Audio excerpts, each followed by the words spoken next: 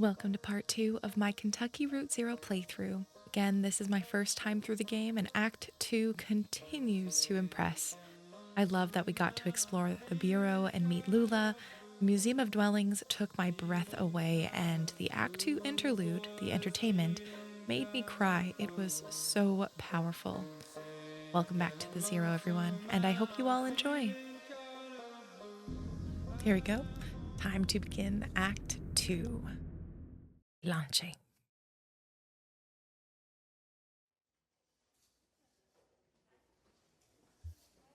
Not where I was expecting to begin.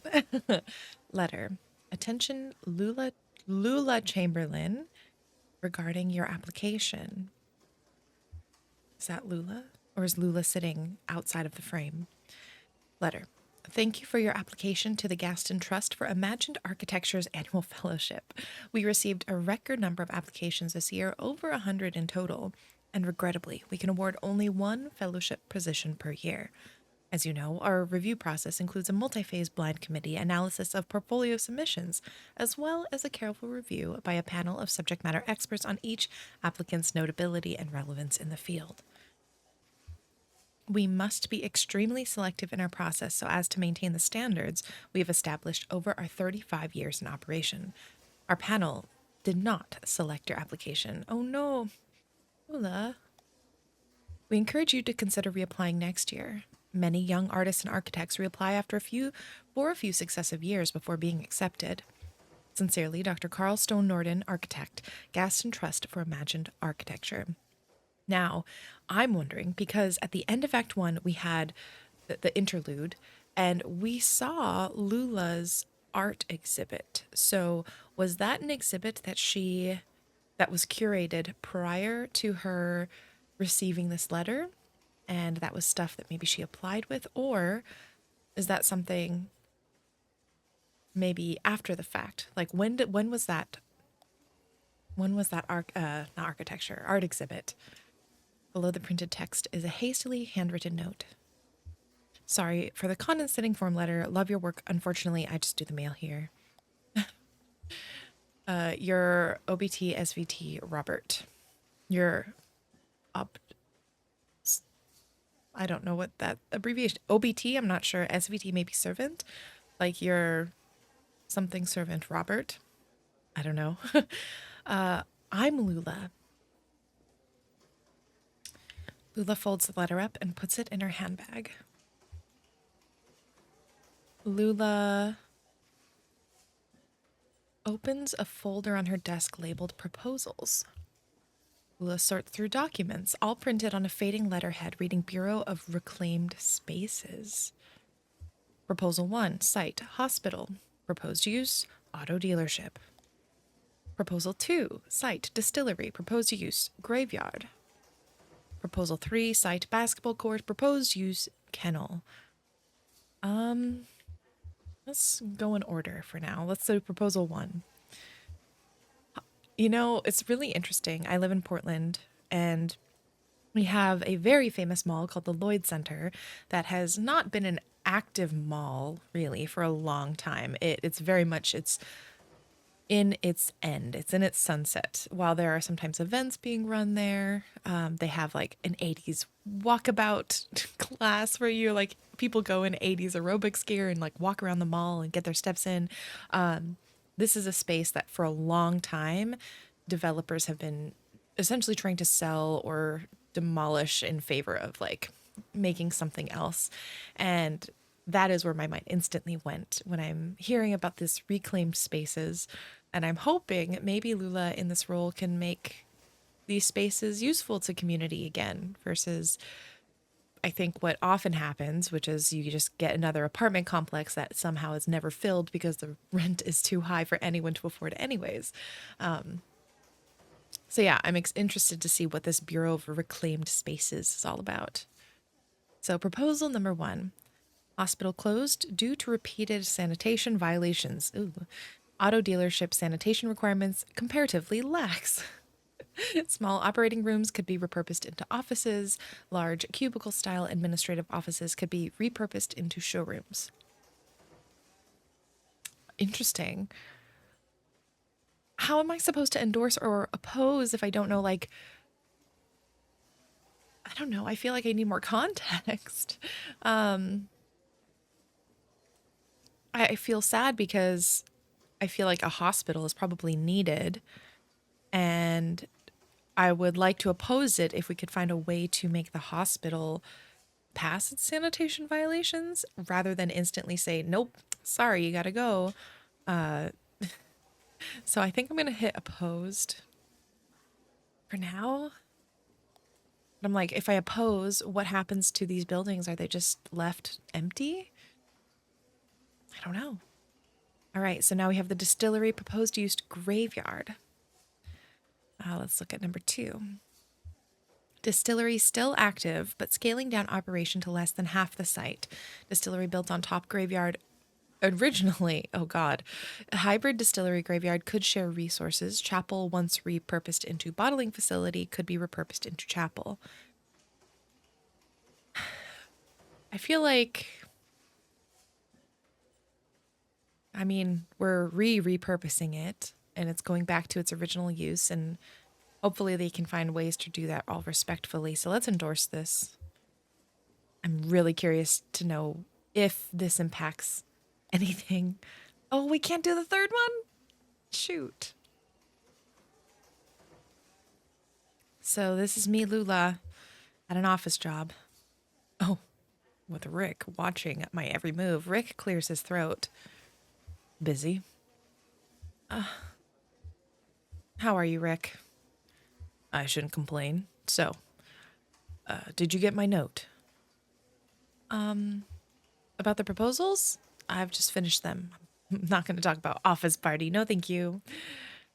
Oh, great. I'll tell Diane. I think she was waiting on, I don't know. So, how did your application go? I was in the mailroom and I saw you got a letter back. Sorry, I don't mean to pry. I just saw. Oh, maybe Rick is a work buddy. Maybe we like Rick. It's fine, Rick. I'm not going anywhere. How's your goldfish? Man, even the person in the back is sitting with her hand in her head, like, get me out of here.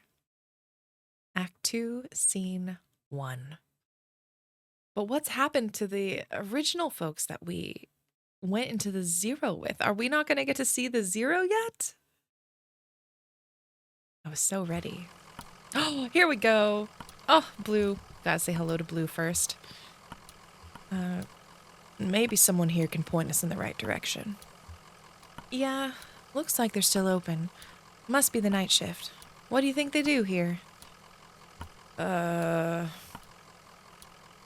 Looks like an office building. Yeah, an office building in a cathedral. This is weird, but do you think we're inside or outside right now? So we have been driving on the zero, presumably, because that's where Shannon and Conway entered as we finished Act 1. So let's say we're both. Okay, very poetic. Well, maybe someone around here has a better sense of direction. Okay, Blue. End of the line. Maybe it's still under construction. Well, work seems to have stopped for the moment. Oh. Oh, this leg is getting kind of stiff. My leg. Right, because Conway, I think, was limping. He was injured. Okay, but we want to focus on Blue. Get a good rest in the truck? Yeah, I know you love a drive. The wind in your ears. Yeah, I saw you back there, Blue. Oh. Okay, but Conway is not feeling good. Okay, so we have the truck. Can we go a little bit to the left? We can. Oh. Ding, ding, ding. Let's see if we can get someone to come help. Oh my gosh, we see in the upper corner, right there, office people.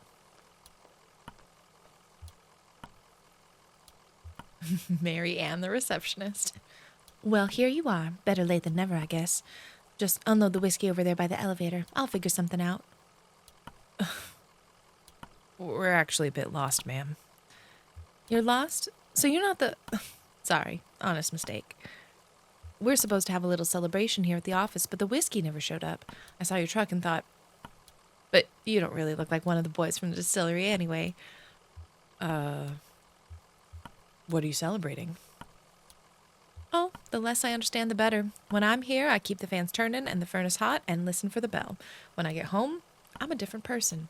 I don't have to think about it. I just paint. Oh, wow. She has taken that work-life balance very seriously. Well, it's clear you're new to this territory. I expect you just mean to be passing through. We're looking for Dogwood Drive. Do you know where that is? Dogwood? Nope. You're gonna need to talk to someone upstairs about that, one of the map clerks. But first, we've got to get you in the system, so you'll need an appointment with one of the ingestion clerks. Now, let's see. Rick is booked proofreading drafts all morning, and Wanda's out on a site. Let me go make some calls and see if we have anyone free. There are some books over there in the waiting area, or just take a look around. Have you seen our grotesques? Oh my gosh, are we getting locked into the bureaucracy here? This may not be good. The television is playing what looks like a nature... The television in the crevices of the brick wall? Televisions, plural? A hermit crab scuttles across the beach. Its shell is an awkward shape. It must have once belonged to a different crab. Oh, even this crab, everything doesn't fit. I've been thinking about that a lot. Like, the two people pushing the plane, that scene from Act 1 has been stuck in my brain. Almost, I think the number one scene from Act 1 that's been stuck in my brain is the scene of the two men pushing the plane, and the line is like, they're broken. It's not the plane that's broken, like these men are the ones broken. The office people that we encountered as we were driving around who were in like the aftermath of an office, but they were still trying to stay there and make some sort of community, even though they didn't have to be in their office anymore. And now we have like the hermit crab who has a home, but it doesn't quite fit. Like everything is just off. No one seems like comfortable or settled in where they're at. Because, yeah. The television is playing a cartoon about a bird. The cartoon bird collects pieces for its nest. A scarf, a plastic shopping bag, a bit of a young girl's hair. The nest is warm but precariously fragile.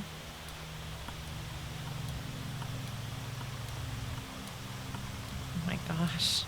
So many TVs. The television is playing an instructional video on elevator design. It's crucial to maintain proper lighting in an elevator. In the absence of sight, passengers' sense of motion is greatly enhanced. The passenger should never feel as they are physically ascending or descending. The elevator should create the illusion that the building is flat. This is the mark of a successful elevator design. I think that's interesting because I love elevators that have the glass that allow you to see that you're going up and down. And I don't know, it's like the fun of the elevator when I was a kid is like feeling the sensation of going up or feeling the sensation of going down, and also jumping, timing your jumping so that you feel like you're floating in the air for a split second. I don't know if any of you also did that. My brother and I would do that as kids and we loved it.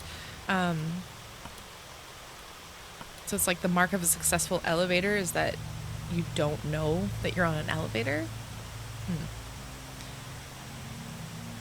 I would argue with that definition of success. The television is playing a closed-circuit security feed of a housing project. The feed switches mechanically between locations: a hallway, a disused plot of grass, a stairwell, a mailbox. The static is getting louder. The television is playing a silent video of an empty theater. A microphone sits in the middle of the stage. The lights are slightly dimmed. The speakers hum impatiently. Got a little bit of fishing that we can do. Maybe we can't. Now, can we go down the stairs here? No, it doesn't look like it. Okay. If I walk this way, it gets louder.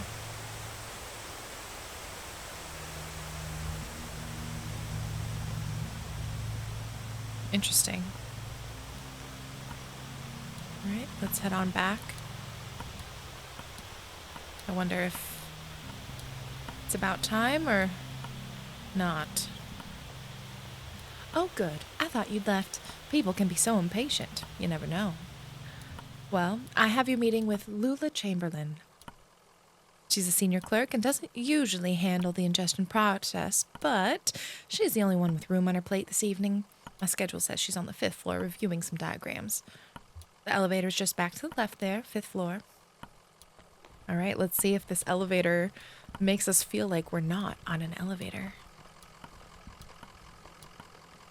Oh, wait, to the left. I know my lefts and rights. Let's go.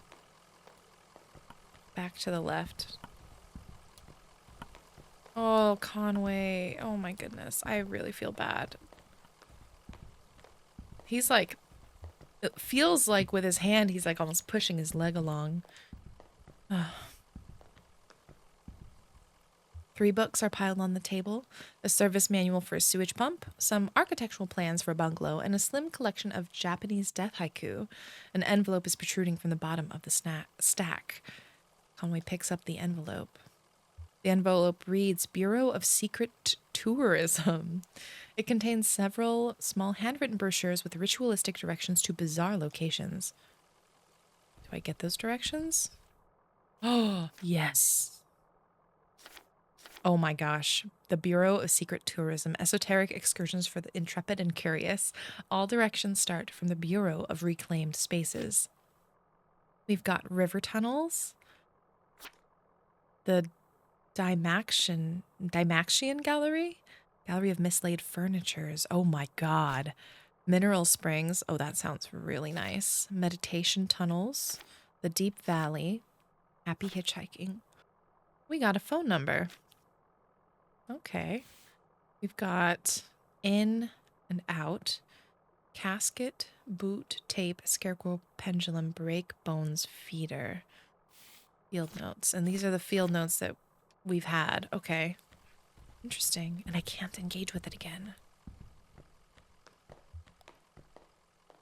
It's so interesting playing this game because it feels so laden with symbolism. Oh my god, the elevator music. She's on the 5th floor, right? Ooh, well, let's take our time and go to the 1st floor. Clerk's offices. But this is one of those types of games where I feel like I will absolutely not get everything on this first playthrough. This is me just sort of doing a live to me, but you know, you're watching the VOD. Live reaction and sort of first impression. And then the real sort of meat of my excitement is going to be able to revisit the game and as I'm editing, even rewatching what's going on and sort of start thinking about it more deeply. So that's really cool. Hello? Oh, Rick. Are you lost? We're looking for Lula Chamberlain. Oh no, she's much too busy. Let's get some of our junior clerks to sort your paperwork first, so we don't waste any of Miss Chamberlain's time. It's a pretty straightforward process. First, you'll need to get a case number assigned, talk to Clerk Mezstein about that. She's just over there at the end of the room. Happy to help. Oh, well, okay. I guess why not? Why not?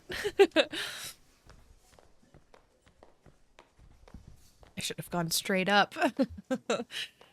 Hi, how are you? Fine, thanks. I just need your ingestion card and a list of your last 5 permanent addresses. I don't think I've had 5 permanent addresses. Oh, my sheet has 5 address boxes and it says to fill everything out. Oh no, the bureaucracy. The bureaucracy have gotten Clerk Mezstein. Oh. Maybe if you fill out a transient subsheet, we can still get it processed. Go talk to Clerk Bohm and he'll get you set up with one. Clerk Bohm is just over there in the corner. Happy to help. Okay. And if we don't get it on the pink paper, they won't be able to process it until Sunday. But then if you sign it with blue ink, that means they're going to take an extra 5 days. It's like, What? Howdy. Here for a transient sheet? No problem. He rummages through some papers on his desk. Happy to help. He opens a few folders and quickly closes them.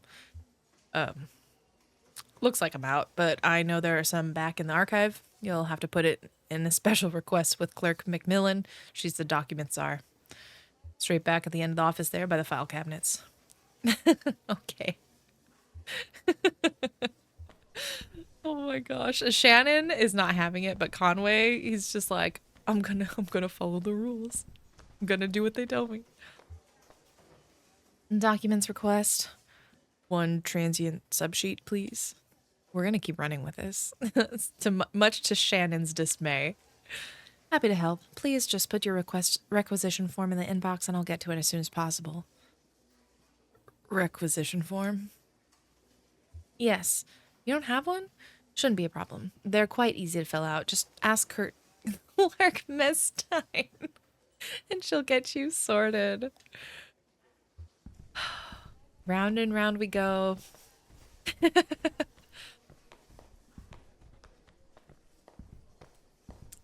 Let's see what happens now. Requisition form? No problem. I'll just need your ingestion card to mark it outgoing on my logbook. I don't have an ingestion card yet. Oh, no ingestion card. Okay, that's okay. Just go talk to Clerk Bohm first and he'll get you set up with one. Clerk Bohm is just over there in the corner. Happy to help. Oh my god, wait. Is this an eternal loop? Am I gonna go on forever?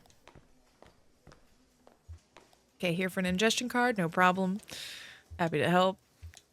It looks like I'm out, but I know there are some in the back. Okay. Wait, we have to... Okay, follow the bureaucratic loop. I just got Paperclip Labyrinth. That's hilarious, and I think maybe I'm probably done now. Just... Okay. This is absurd. Where's Lula? Lula, right there in the middle. The woman with the cardigan. Oh my god. Amazing. But also, let's go up a couple floors and see first.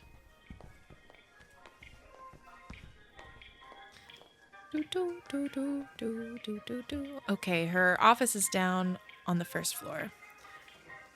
Let's do second floor. Let's go to the conference room. What are they convening about? Ooh, snacks. Can we grab a coffee? I would love a coffee and a snack. Okay, it looks like we can't. Hello? Oh. Oh. We can keep walking.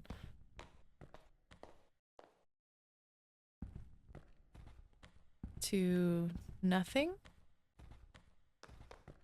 Interesting. I wonder what that is. I wonder if it's one of those puzzles where it's like sometimes you have to stand there for a minute before something happens, but we must continue. I want to explore this bureau. Okay, let's go to the third floor. Bears, which obviously needs their own floor. Oh my god, wait, actual bears. Are we safe here? Can they talk? Hello, bears.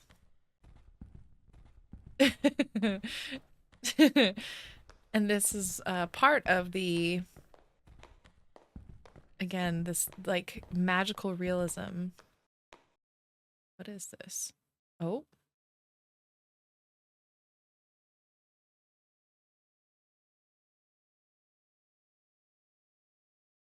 I feel like there's something that could happen here just because of the way it's zoomed, but maybe not.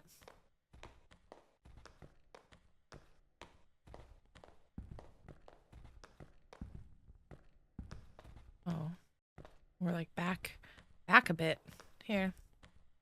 Excuse me. I just need to make my way to the elevator. Poor Conway. I feel really bad. Again, he's on a hurt leg and he's not one to complain, but it is probably aggravating him. Okay. I know it's on the first floor, but we've got to go to archives and records. I played Control for the first time last year, and this is giving me Control energy as well, just with the surrealism here. Uh, that was my favorite part of Control, was getting to explore the bureau and see all of like the objects. Oh, I forget what they called them, but all of the sort of not haunted, but sort of haunted objects. And this is giving similar energy to that.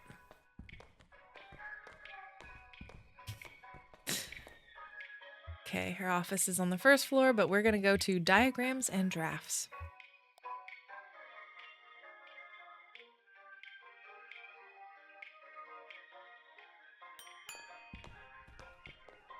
Hello, good diagrams and drafts person. Oh. It seems like your record player is broken. Let me help you. There you go. That must be better. Greg is hard at work examining some diagrams, measuring angles with a plastic protractor, and occasionally scribbling numbers in a small leathered notebook. Can I help you? Don't answer that. Sorry, we're looking for an ingestion clerk. No, are you Lula Chamberlain? I know he's not. No. You just missed her. Actually, she was up here about an hour ago. She's probably back at her desk now, on the first floor. She barely made a dent in these diagrams. Must have been distracted. Speaking of which. All right, Greg. Well, I hope you enjoy your music, and I hope you enjoy your diagrams. I wonder what this is. Like, what song this is. One composition. If anyone happens to know, please put it in the comments. I'll see if I can find it as well. Okay. Her office is down on the first floor, so let's go to the first floor. Ah, I would much rather listen to that vinyl, though, instead of this elevator music.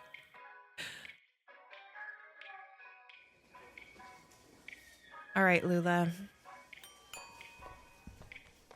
Here we go.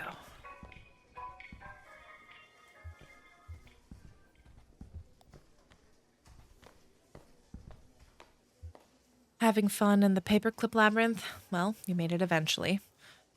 You look exhausted. I'd offer you my seat, but my ankles are turning on me. Arthritis. Dr. Truman says my joints are eroding one another. They've been collaborating for decades. It's only natural they want to kill each other now. Oh no. Well, enough about my hateful wrists and ankles. This concrete bunker of an office is just a waypoint for you, I'm sure. Where is it you're trying to go to? Oh, we're having trouble navigating the zero. I want to see the zero. We're looking for 5 Dogwood Drive. Dogwood Drive. That's funny. Do you know I used to live on a Dogwood Drive? That was years ago. A grimy old house, basement full of insects, attic full of birds. I had a few roommates. We all worked at the university. I had a dog. I drank whiskey and beer and made sculptures. You know, it sounds like those were the good old days though, right? Because it's like, yeah, the attic was full of birds. Yeah, the basement was full of insects. We weren't rich by any means, but we had roommates who were great. We got to drink, we got to eat, we got to create art. Like, I don't know. Sometimes you look back and you're like, those were actually great, great times, even though they weren't easy. But that dogwood was a surface road. With a name like that, it would have to be. What are you doing on the zero? Have Shannon say this. My cousin Weaver sent us this way. Your cousin Weaver? Weaver Marquez? I hadn't expected to hear from her again. Do you know her? She came through here as an intern. One of my old colleagues must have referred her. Do you know, I never asked. Anyway, there's not much challenging work here, much less for a gifted mathematician. She helped translate some notes on architectural plans I picked up in Mexico. She was very bored. We used to sit on the steps by the river on our lunch break and talk about geometry. Nerds! That's actually very cool. I hope she wasn't in trouble. I lost touch with her so suddenly. I had recommended she go see some friends of mine at the university about a new acoustic surveying venture. I often worry she became wrapped up in some tenured professor's kioxic, kioxtic research project. You know the type: gray haired, intellectual, narcissistic. Uh, Is that Quixotic? Hold on. Like I'm thinking maybe it's like Don Quixote, but yeah, okay. Let's see what dictionary, Oxford Languages Dictionary says. Quixotic. Quixotic. Okay. Exceedingly idealistic, unrealistic, and impractical. Okay. Quixotic research. Cool. New vocab word. Well, that is. I guess she sent you here because she respected me. I thought I could help. Weaver's a dear girl, but I'm afraid you've been misled. Excuse me. Get over yourself. Okay, yeah, Conway, here, let's maybe like keep this moving forward. But where's the dogwood drive you lived on? Maybe it's the same one. No, it's not possible. The Dogwood Drive I lived on is now called Pale Dogwood Drive. They've renamed all the streets, you see. Too many streets with the same names. It was never a problem before, but now we have these databases and it's all too confusing for the computer. Why does that? I don't know why that sits with me funny. But it's like we rename things just because the computer can't parse it, not because of what the actual, like the place's name, history, context, all of that is. I don't know. The computer has no sense of ambiguity, so it proclaims an error. Name collisions, they call them. So my dogwood drive is pale dogwood drive, and another might be large leaf dogwood drive, or Himalayan flowering dogwood drive, and so on. But one of them is still just dogwood drive, or so we might hope. It's really a matter of consulting records, of which we have an abundance here. Where's the computer? Computer. That's all handled offsite. We write up a formal request for analysis, provide the necessary data, and then send the whole thing out by courier. So first you'll need the data. I'll expect you'll find the road name change log up in Archives and Records, 4th floor. It'll be filed under O for odonyms, probably, or G for generic, or maybe S for specific, depending on which part of the street name was changed. Oh my god. What is this? Just getting the runaround for something that I feel like, again, once upon a time we had the internet and it worked, and you could just Google things.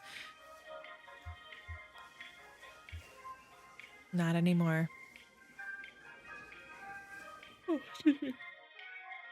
I wonder if we'll ever get to go to Bears if we ever need that. Oh my gosh. So the archives and records are quite literally stacks of boxes. I really hope ours isn't in the back corner. Damn. This place is a mess. Okay. Mm, take a look through that logbook, I guess. Maybe there's some kind of system in all these boxes. I'll just start digging. The small logbook has a smart leather cover. A few notes are scribbled on the inside covers. Most pages are just lists of titles, names, dates. Let's go inside front cover.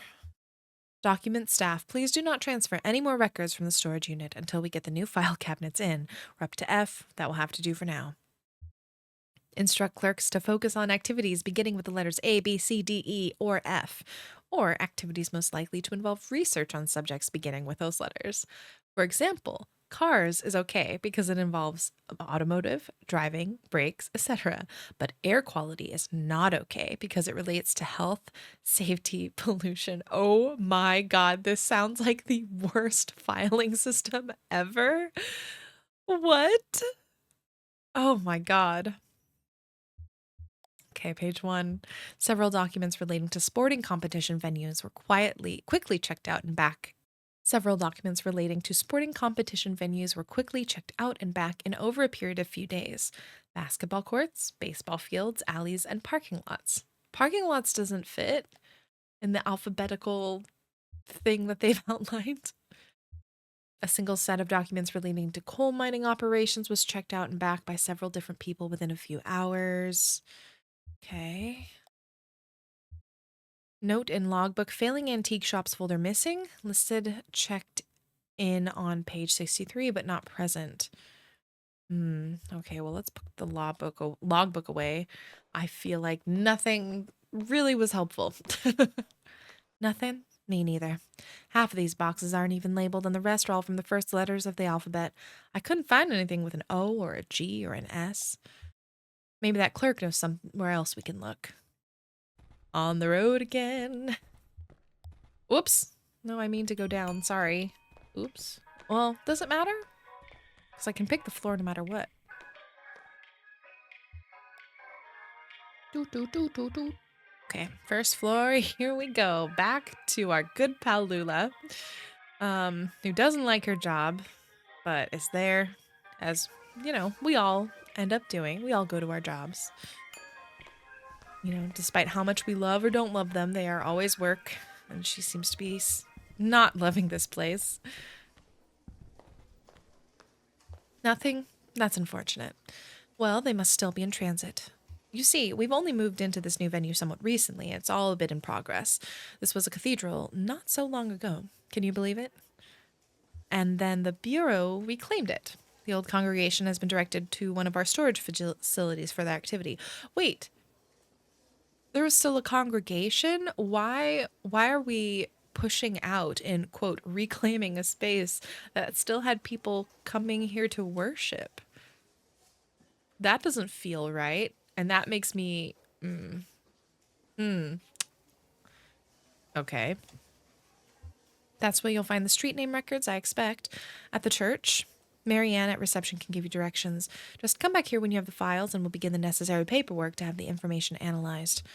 Oh, and while you're out on the road, you might want to stop and see Dr. Truman about your leg. He's a specialist regarding ailments of the joints and limbs, and I know he works at night. His home office is in a small neighborhood on the east edge of Bowling Green.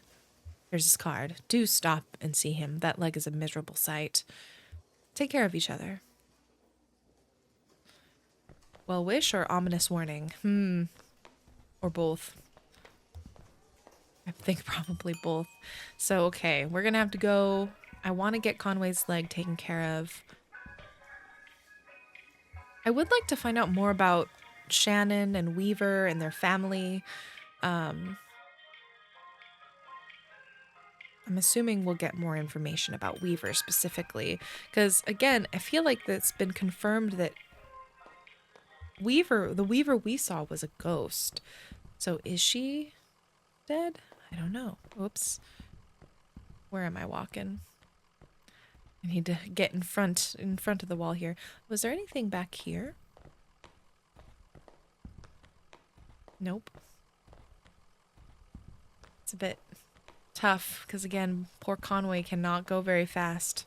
This game is really forcing us to slow down.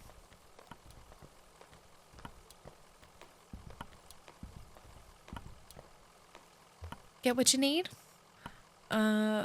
Lula said you could direct us to the church? Oh, sure. The old storage lot. Just get back on the zero and drive until you hit the crystal, then turn around. It'll make sense once you get out on the road. You can handle it.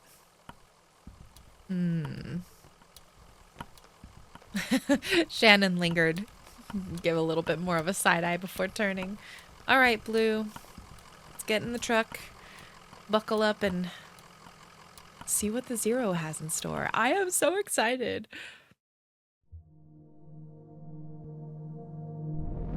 Ooh. What? The Jaws. What? Shannon's workshop. Wait. No, wait. What? There's the Bureau. Okay, so that's... I want to... How do I get in the Jaws? The bat wings? How do I get in? How do I do something there? The Scarecrow? Oh, you gotta hang out and stay? What? Or are these just like Oh my god, I'm sorry. My brain is honest. Wait, the bureau's not here anymore. What? So, okay, so this doesn't work like normal roads. The road we are on seems to be almost like melding as we twist and turn and move on it. And turning doesn't necessarily mean we're going to turn back the same way we came. What? The brochure for these mossy tunnels recommends taking them as a site for meditation, an introspective labyrinth through which to walk one's concerns slowly like a breathing exercise. All right, well, let's go to the left first. Conway and Shannon go left and enter a cramped passage. A narrow tunnel extends to the right and another to the left. The moss begins to glow. Let's go left again. Conway and Shannon crawl on hands and knees through a slick passageway. The moss is glowing more brightly now. To the left, to the left. They step out into a large open room, and the glow of the moss is almost blinding. Let's do a right. They enter a cramped passage. A narrow tunnel extends to the right and another to the left. It begins to go. Okay, we need to keep going left. Yep. Left again. Okay. Left tunnel again. A narrow tunnel extends to the right. Wait, what? Okay, we need to close the eyes when we get to that last one where the moss is blinding. Okay, here we go. Now let's close our eyes. I feel like I should close my eyes. Huh. Deja vu. Whoa, whoa, the truck. Are we gonna see the accident? No, this is our truck. That's odd. What? Just, deja vu. Same here. I always feel kind of embarrassed when that happens. Like, I'm in a play, but I don't know my lines. Oh well.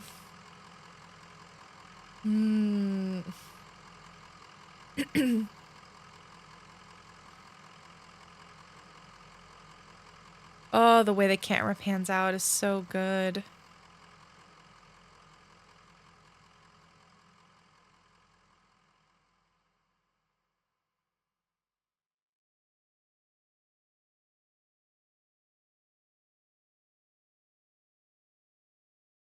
What?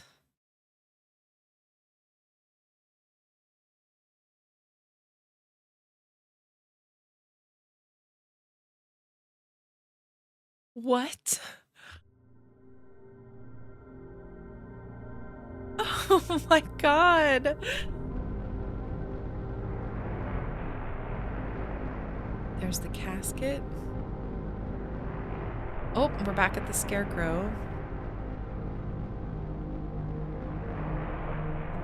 Bat wings. Cactus. Just want to kind of do a quick go around just to see any pops up. Anything else pops up. The sandwich. Is that a brick sandwich? Ah! I think that was a brick sandwich.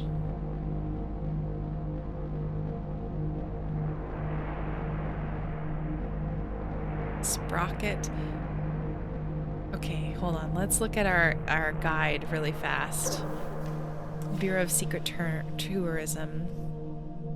Okay, if we wanted to go to the river tunnels, for example, drive clockwise until you reach the feather. Pause for a moment to consider the cave walls. And reverse direction and drive counterclockwise until you hit the house. Okay. So drive clockwise until you reach the feather. Pause, and then drive counterclockwise until the birdhouse. Okay. So drive clockwise. Oh, wait. Oh, balls. I missed it. Oh, my gosh. There's no, like, back and forth here. You have to sort of commit. Okay, until you reach the feather. Pause. And contemplate until you go the other way and reach the birdhouse. I think. Oh, or was I supposed to reach the birdhouse first? Okay, the birdhouse. And now we're gonna go back. The tunnels! Oh, hell yeah.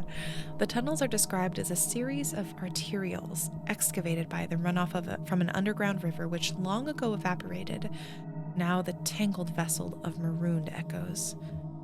They're surprisingly large. A distant scratching sound catches Conway's attention from a tunnel leading downwards. Another tunnel runs into darkness on the left. Ooh. Well, let's go down. We heard some scratching. The tunnel narrows a bit. The air is warmer here. Interesting. Shannon has the sense that something is hiding just out of sight. Let's keep going. 3 gray-furred cats sit on a piece of driftwood, tails coiled. They regard the intruders for a moment and return to their indifferent leisure. Finally, we saw some cats. Oh my god, how perfect. Okay, so let's see, what else can we do? Mineral Springs. The Dymaxion Gallery. Drive counterclockwise until you reach the TV. When you reach the TV, drive clockwise to the antenna. And then head past the barn. Okay. Alright, drive counterclockwise toward the TV.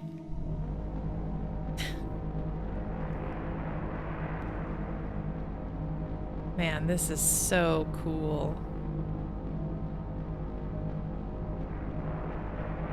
The Talon. Just how do you design for this? Although the directions were from the Bureau, so I wonder if I am perhaps not on the correct... Yeah, okay, hold on. Let's see if we can... Oh, well, here we go. We found the springs. Different location, but still one that I was planning on finding. As described in the brochure, these mineral springs radiate with vigor and sweat youth from the pores of the cave walls, its sweet dampness evaporating, then collecting on the ruddy faces of rejuvenated bathers. God, I would love to go to a mineral spring. The air does have a warmth and fragrance to it that seems to relax the nostrils. Shannon encourages Conway to rest his leg in the water. Ooh, yeah. Conway rests for a while. The water is warmer than it looks, and strangely soothing. Let's think about the night stars. Let's not think about work. Conway leans his head back, eyes closed. It still feels like night down in the cave. Not just the darkness, but the lateness of it. Somewhere on the other side of this rock, the stars are still drifting along indifferently. He remembers some of Charlie's homework from when he first went to college. Charlie was home visiting Lisette and Ira for the weekend, and he had some book about astronomy or physics or something, maybe math. Watching the relative speeds at which different stars pan across the sky and using it to determine their distance. Leaving the spring, Conway finds a few small aquatic insects nestled in his pant leg. He leaves them behind. Oh, got some little buggy friends. Okay, we saw the meditation tunnels, so we've got the deep valley. Counterclockwise to the bottle, clockwise to the still. All right, well, let's see if we can find the bottle, or what was the other place? Bottle or TV.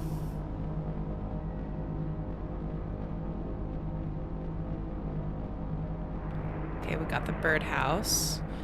We might be seeing the Talon up ahead, and if that's the case, I'm gonna have to do another turnaround. Yeah, the Talon. Okay, so let's go back.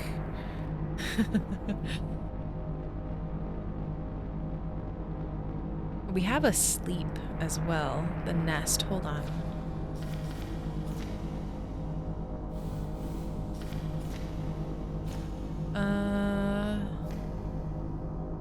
No. We need the bottle or the TV. Okay. I wonder if sleeping maybe gets us back to the bureau. Wait, the feather. No. Not the feather.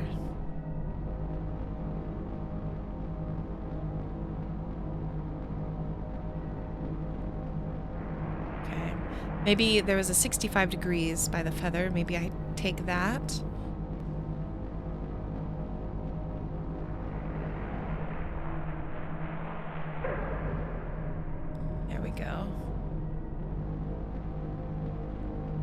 Maybe that'll take us to...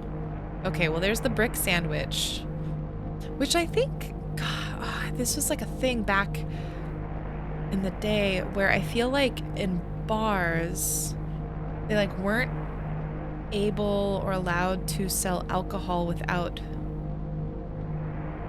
Oh, the bottle. I don't remember if this was true or like an urban sort of legend, but back in the day, supposedly they weren't able to sell alcohol without food, and so they would sell like quote like sandwiches with bricks because they just wanted alcohol, and at least it's like, okay, here you go, that's food, quote. I don't know if that was actually true, but I remember reading that a long time ago. Okay, it's not what we want. We don't want the bottle. Although there is another place we can turn at the bottle. The TV! Okay, wait, the TV. When you reach the TV, drive clockwise to the antenna, turn around, and head just past the barn. Okay, so now we go clockwise to the antenna.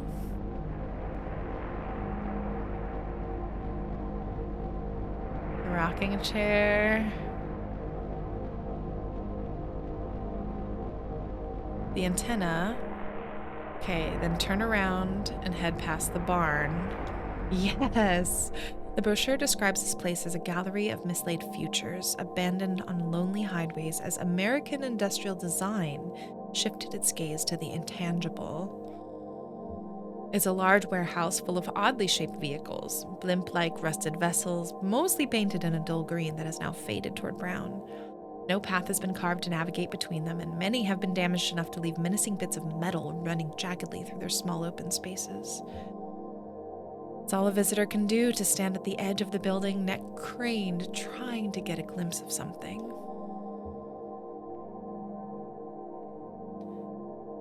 Interesting. Are we thinking vehicles like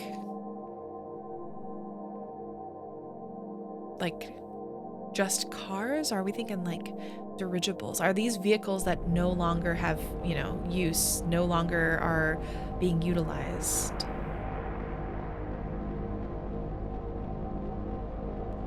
It's also very, like, I don't know, not cryptic, maybe poetic. It's all very much, again, stuff that I feel like I need to sit with a little longer to understand. Okay, so we did the gallery. The bottle. Oh, we did see the bottle for a second. Oh. Okay, let's try and find the bottle again. And then we should get Conway to the doctor. Oh, poor Conway. Okay, let me do a turnaround just to see if I can reset a little bit.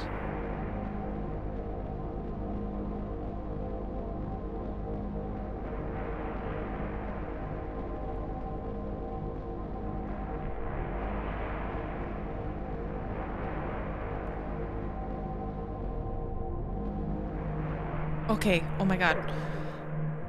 We found the bottle. Okay, so we found the bottle. Turn around. Drive clockwise to the still. Turn around, you're nearly on top of it. Okay, clockwise to the still. I have been just driving in circles for quite some time, to be very honest. But it's kind of hypnotic still. Okay. Turn around, you're nearly on top of it. Yes. Oh my gosh. But yeah, the zero is so beautiful because, again, it looks like sound wavelengths. It looks like the graphs you make in math class, and it feels like it's referencing objects that all feel, I don't know, I'm still putting my head, but we have things like a casket or bat wings or animal bones or a cactus, cathode ray, which I don't even know what a cathode ray does, but it's got just these objects that I'm really curious, like what caused the developers to pick these objects as spots to sightsee and use as reference points on the map. But it's cool because, again, it's like instead of saying, oh, when you see the waterfall, turn left, it's like when you see the bat wing, that's when you make a U-turn. When you see the crystal, that's when you go around. And I don't know, I'm in awe right now. This is just really cool and surreal. What the brochure calls an epic laceration to the very heart of the world, certainly left by some great power, perhaps a casualty in a battle between god and dinosaur, is more of a rocky valley separating the road from a sheer cliff face. It's difficult to see how deep it runs, but as the rock slopes into shadow, but the few dozen lanterns strung across at an interval suggest its scale, larger than a basketball court, but smaller than a financial district. Okay. So we've gone to every one of these stops on the Bureau of Secret Tourism pamphlet. Now I'm curious. I can't. Oh my god, wait. Inn, casket, feeder, boat. Pendulum scare. These are the landmarks. Oh my god. Bones, break, pendulum. Okay, and the degrees are the degrees on the spoke. But also, where's the crystal?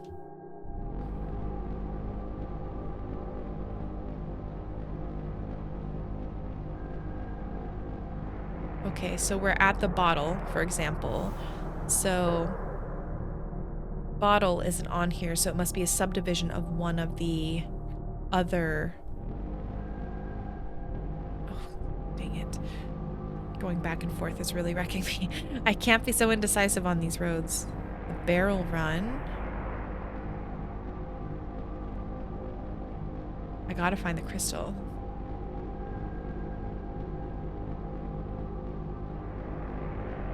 Okay, so here's the bottle. There we go. So now we're going 65 degrees.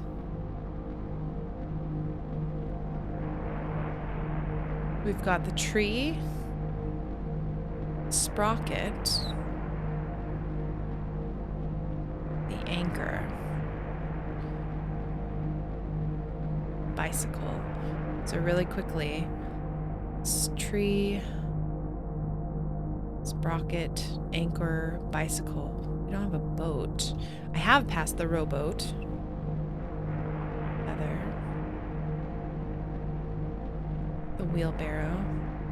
The feather was close to the bureau. Oh, balls. Lost the feather. Here we go. Feather.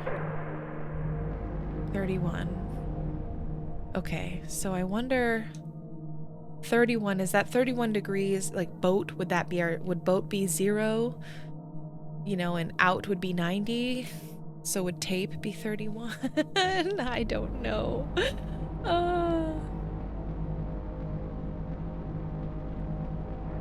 Birdhouse.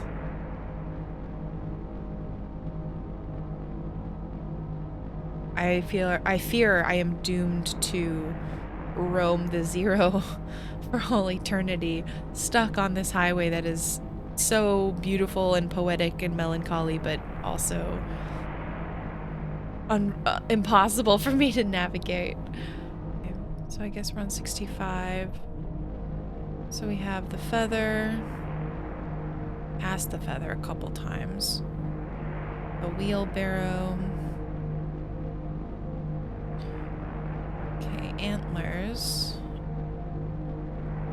Scarecrow. Okay, so we're getting close to the bureau, I feel like. Aha, here's the bureau. Okay, how do we get then to the crystal? I want to heal... Oh, no, wait, no! Oh no, I didn't get to Conway's leg. Act 2, Scene 2. Oh dear, oh god, okay.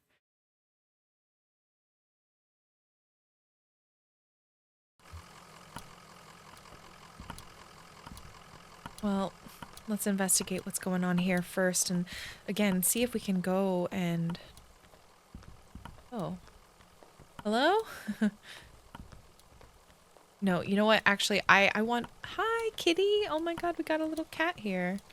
Can't pet it, but it's certainly just watching us walk by. Okay, so from the bureau... We need to find the crystal, and I cannot for the life of me remember if Marianne said anything about how to find the crystal. So I will just from the bureau. Okay, let's do methodically. Let's start by going clockwise, and then we'll go around, and then if we don't from the oh my god. Wait. Okay, she said the crystal and then go back around. I'm not going to go 8192 yet.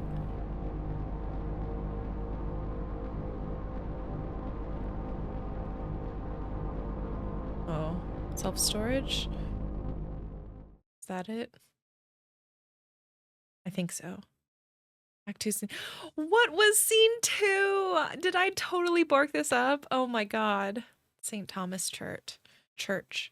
Oh, this is where the congregation is now.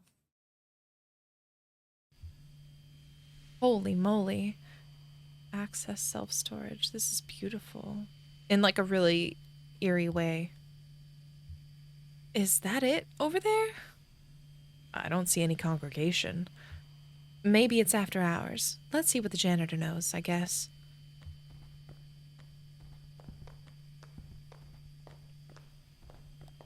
Janitor. Oh my gosh, this is just like... The scenes in this game are beautiful. Oh, here for the night mass? Where's the congregation? I guess this must look pretty strange, a church without a congregation. When they first moved in here, man, this place was packed. They had a mass every night, 2 on Sunday. But it got a bit awkward to fit everyone in, and the numbers quickly dwindled.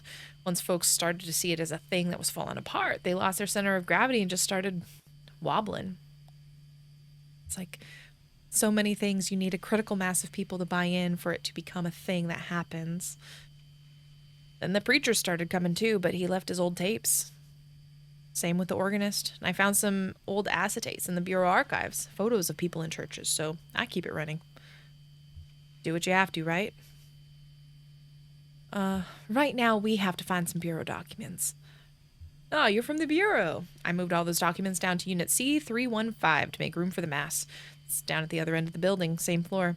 I need to get the night Mass started, but you can borrow my keys. I'll go. You wait here, rest your leg, and you're looking kind of pale. Mass lady. Well, I'd better get this running. Brandon presses play on an old tape machine. Is your whole family Catholic? Oh no, we're not religious. I just watched and listened while the congregation did all this stuff, and I probably don't understand much of it as you might think. Anyway, I know how to run the overhead projector and the tape player. At least I know enough to keep it going, right? How do you like working here? It's okay. I don't really know what else I would do. I used to play a lot of card games, in high school. Some of my friends went to college, but most of them just got jobs. Maybe in a few years we'll be hanging out in bars playing darts or something. Not allowed to play cards in the bar because it looks like gambling. My leg is killing me.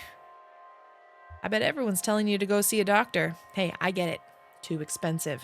My dad cut his arm pretty bad on the job, but he stitched himself back up because we didn't have health insurance.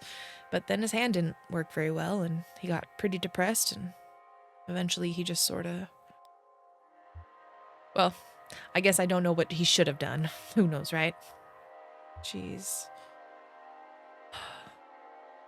Man, that's...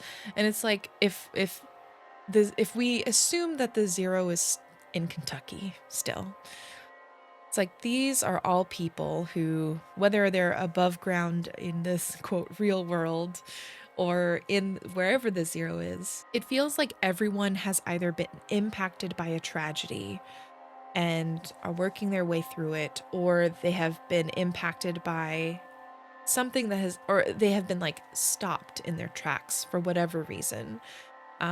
Again, we saw, I think of the 2 people with the airplane, the 2 guys pushing the airplane.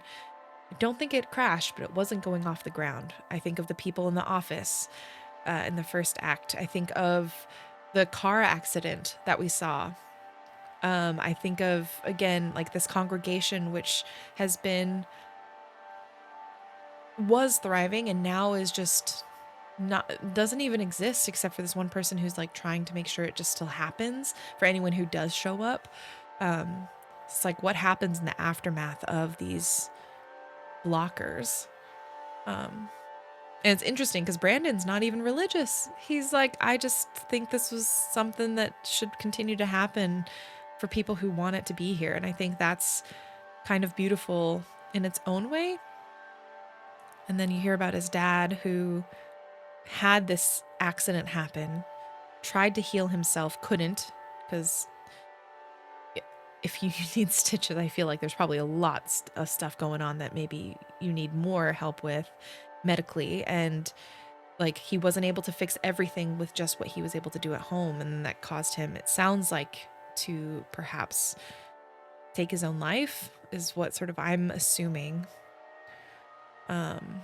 Or become a shell of himself. So even though he's not physically gone, mentally he's probably just like very absent in light of everything maybe being taken from him. Because if he can't work, maybe he can't. If his hand hurts, I'm assuming he maybe not be able to work, for example. Yeah. So is this like a hobby? If you asked me what my hobbies were, I'd say card games, science fiction, and perspective geometry. Everyone loves math here. But I run the slideshow, and I play the tapes, and I don't get paid for it. I take it pretty seriously, but nobody's telling me I should. Is that a hobby? Seems like there ought to be a more serious word for it. Okay, that's it. Next, there are some rituals that you and I aren't allowed to participate in, I don't think, and I don't remember them anyway. Ah, got it.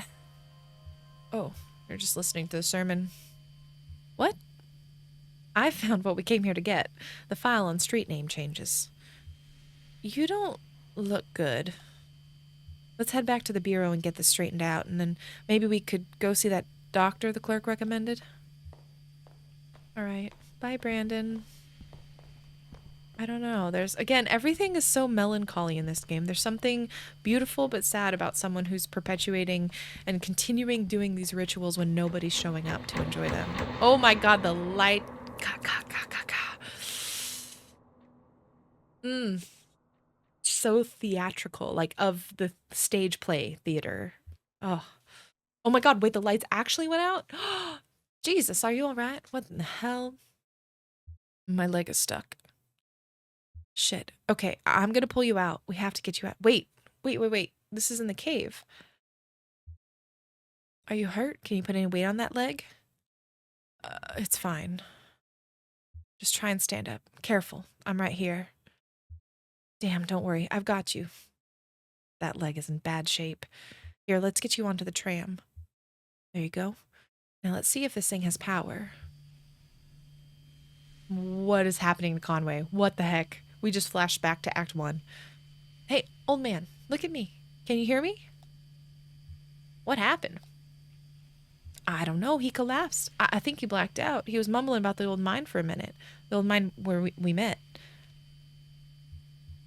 I think I need to see that doctor. Yes, you do. She hands Brandon the doctor's card. How do we get to this address from here? I don't know. It's pretty tricky going back and forth between, here and there. Bureau's the only way I know. Some of these folks do it all the time. Commuters. Just go back the way you came, find the crystal, then turn around. Okay. Go back the way you came. All right. That's this way.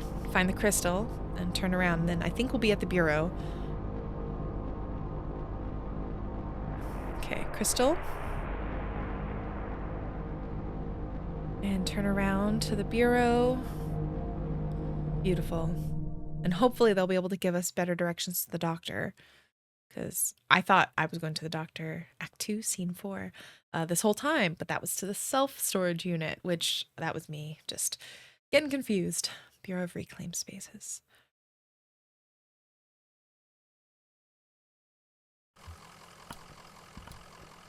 Okay. Oh, Conway, I hope this leg doesn't... I just had a thought. I hope Conway survives. Because we just heard about Brandon's dad with his arm injury and how that really, again, took him out. And I'm hoping that we can find a way to fix Conway. Back so soon? We need to get to the Interstate 65. Lula filled your papers, so you're in our system now. I can process you whenever you're ready to go back. Just let me know. Wait, we've got a few more things down here to see. Oh, where's the doctor? Where's the doctor? Okay, well, is there anything else?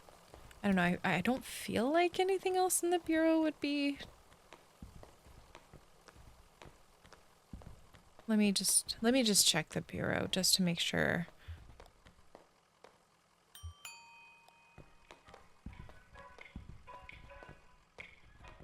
Still doing a walkthrough. The one thing actually that I also wanted to check, because we like walked to the right here.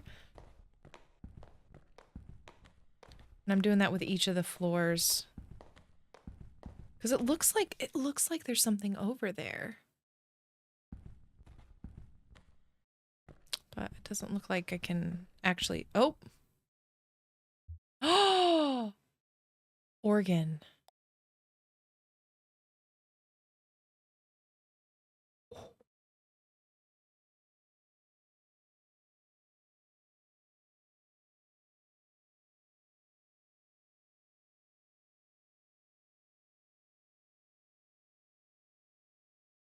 Is he gonna play anything, or is he just barbecuing? There we go.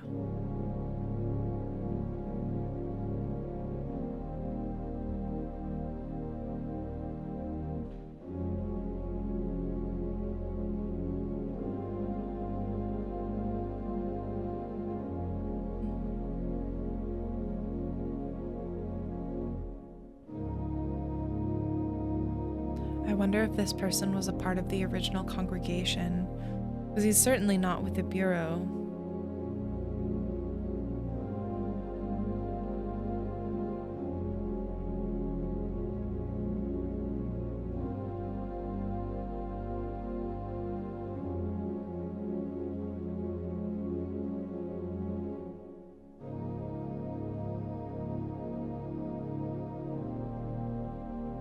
Feels like we're at a concert because it's like the bears are up there on like the second balcony. You know, we're here on the first balcony.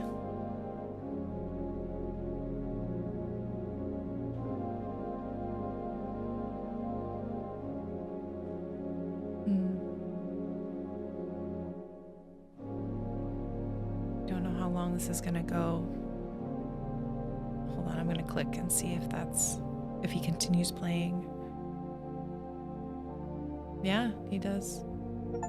Oh! Organ performance. Listen to the organ performance in the Bureau.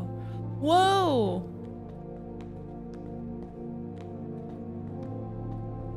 They've begun their presentation. A parade of disconnected images, obscure corners of nameless interiors, astronomical diagrams projecting the distances between celestial bodies. A painting by Giorgio de Chirico, a list of unpopular anagrams.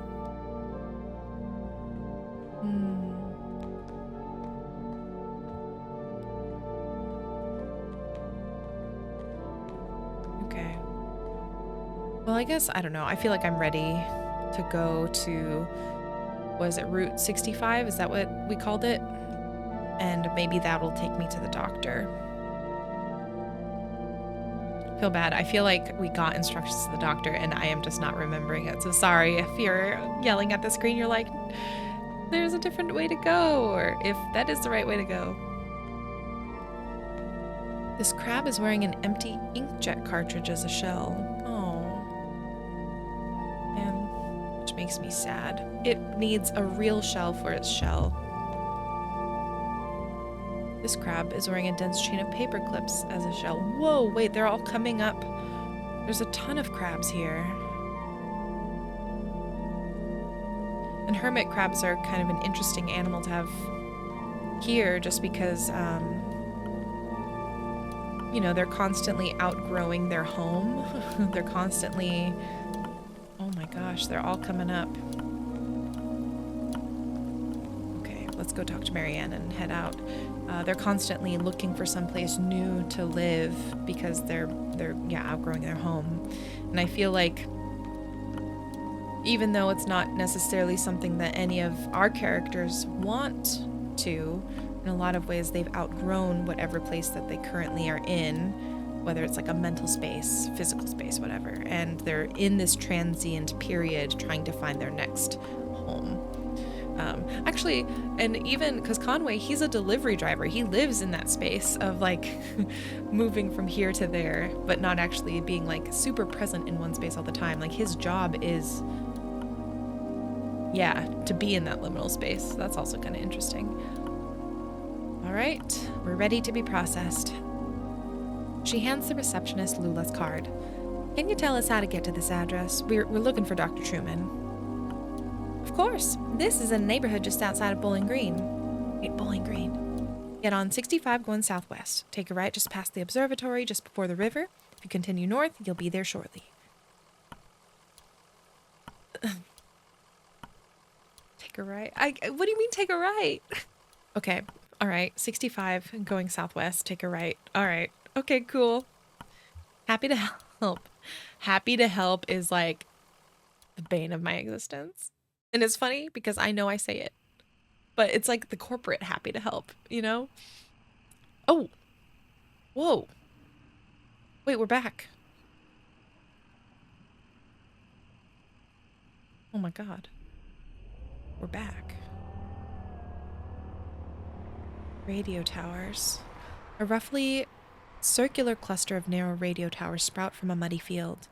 A ragged chain link fence strung up around the field would do very little to keep out vandals. Birds and other animals avoid the area. It is forcefully silent. Let's walk to the center of the cluster. The chain link fence easily folds out of the way. Shannon holds a corner of it off the ground as Conway crawls under. Inside the fence, a subtle but perceptible hum disturbs the air. Let's walk further in. At the center of the circle, Conway notes a tremor in his vision. His left eyelid twitches. On the ground nearby, a few empty beer cans surround a circle of scorched earth like candles. I'm wondering, are there other random events here, or does the game kind of just want me to keep moving forward? I feel like I'm driving very slowly. For no choice of my own.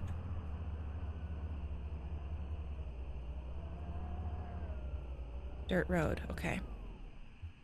Dirt road runs into the forest. The path is worn by large tire tracks. A sign is posted, but the lettering has been smudged away by rain. It might say something about a grove or a stockyard. Let's head down the path. The truck's headlights briefly glimmered on unknown surfaces between the trees. The path winds to the right. Let's take a look at what that glimmer is. Conway and Shannon push aside the collapsed branches and spider webs. The material of the forest gives way to rusty, painted metal. Dozens of corroded pickup trucks, some broken into pieces by years of seasonal heating and cooling, clog the forest floor. Is there a way for me to speed up? I don't think so.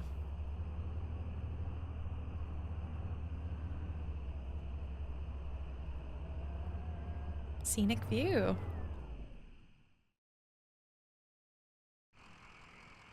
Oh, how cool. I came out here on a date once. Oh, good memories.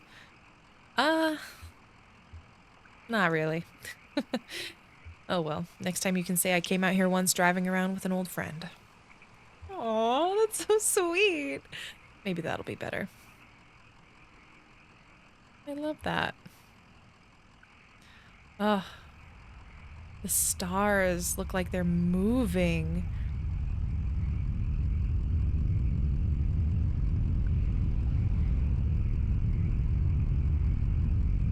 Whoa. Whoa, I can feel my controller vibrating.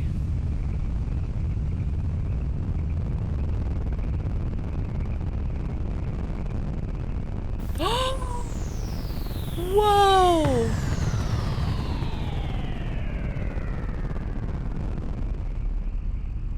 Oh my gosh.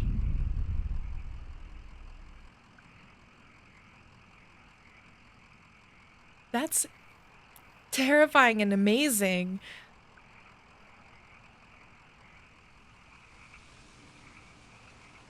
We got to see a comet, an asteroid, strike the Earth. Right? We get back in the truck. God, this game, these scenes are just incredible. Gap Hill Road.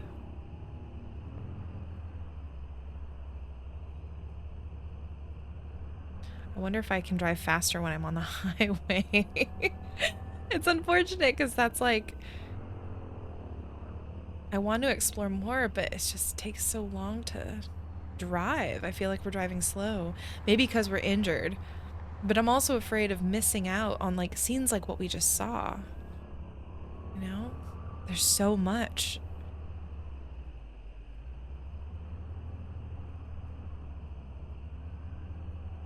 But maybe we're driving slow because Conway's injured. Maybe we could drive faster once I go to the doctor. Hard times served. Been a while, eh? Spent a lot of time in places like this. Too much time. The lower depths, hard times served. Let's look at the bar door, see if there's anything inside that we want to explore. Strange. Sounds like music coming from inside, but the sign says closed. Maybe they're cleaning. Yeah, it just sounds. I don't know. The place kind of creeps me out. It's okay. I'll just get a Coke on the road somewhere. All right. Yeah, let's not go in. Shannon's not feeling good about it. Conway, we've kind of like. Again, the dialogue options are so fun because they don't have like an obvious good or bad option. We're not saying a truth or a lie. We are building context. And with our responses, we've kind of built in context that Conway maybe struggled a little bit with alcoholism, or at least struggled with facing reality and instead going to bars to escape, you know? Maybe it wasn't fully fledged alcoholism, but maybe leaning into drinking more than he should. Again, this is all just me and sort of my context that I am building into Conway. And I would imagine anyone else playing could argue for a different type of Conway. And I think that's really cool about this game. The wind howls around the mine entrance. Shannon is anxious to leave. Okay, so we're not wanting to go back to the mine. Interesting.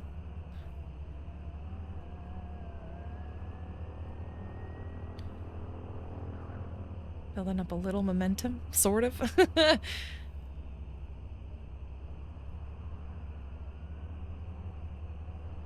All right, so let's keep going down. We want to go like southwest, I guess, 65 southwest.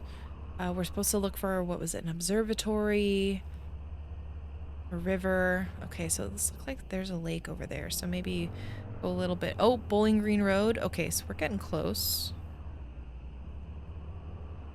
Rocky Hill Road. Maybe we're supposed to go up a little bit.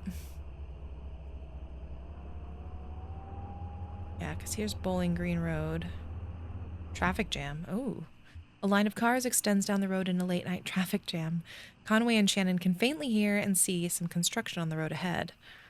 Oh, well, let's take a look and walk. They get out of the truck and walk ahead. Most of the drivers in line are reading magazines or lightly dozing. Oh, I wouldn't ever do this in real life because I'm too shy, but let's try it. Let's try and start up a conversation. Conway taps on a window, trying to get an older woman's attention. She snaps awake suddenly, but ignores him, focusing on a point just ahead on the highway. The road ends abruptly. A small crew of highway maintenance workers have been laying down a 10-foot stretch of road. They complete their project and step out of the way as traffic briefly resumes.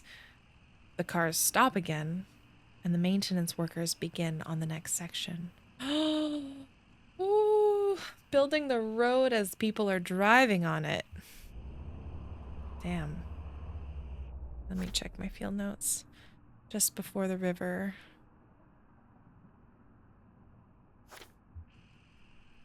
Is the river like up here? turning off my phone's notifications are going off. Van? Okay. The side of the van is painted with the image of a cartoonish housekeeper, effortlessly carrying a mountain of cleaning supplies balanced in one hand. The words painted below the image are too faded to read. Conway looks inside the van. Peering through a dusty window, Conway and Shannon can barely make out several piles of papers stacked in the back of the van. Some are piled on boxes, some loose. All of it is sheet music.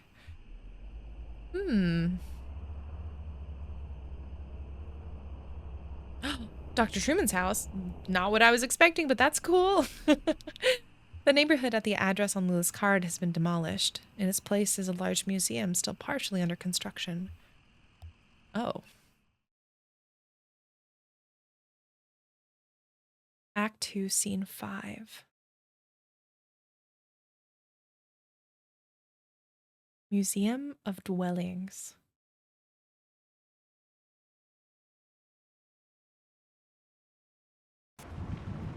Oh.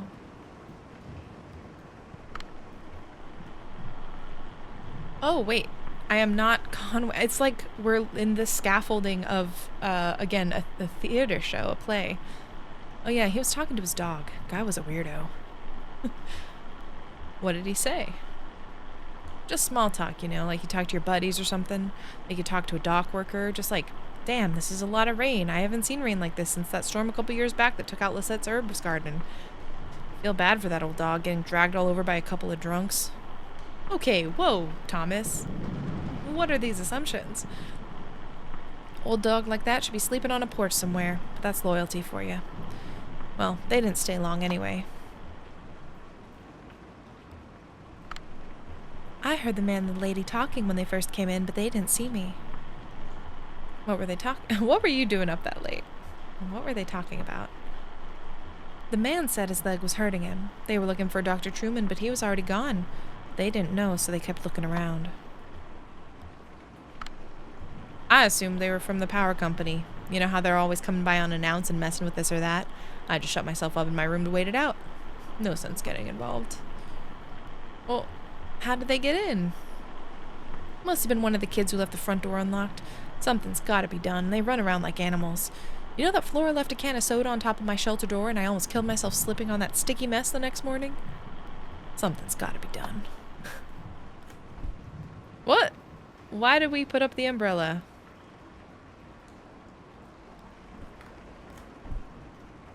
Why would we want the umbrella?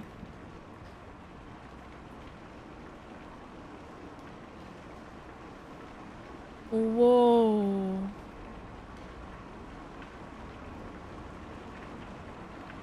Oh my god, that's... I love rain in a game. I love seeing rain in games.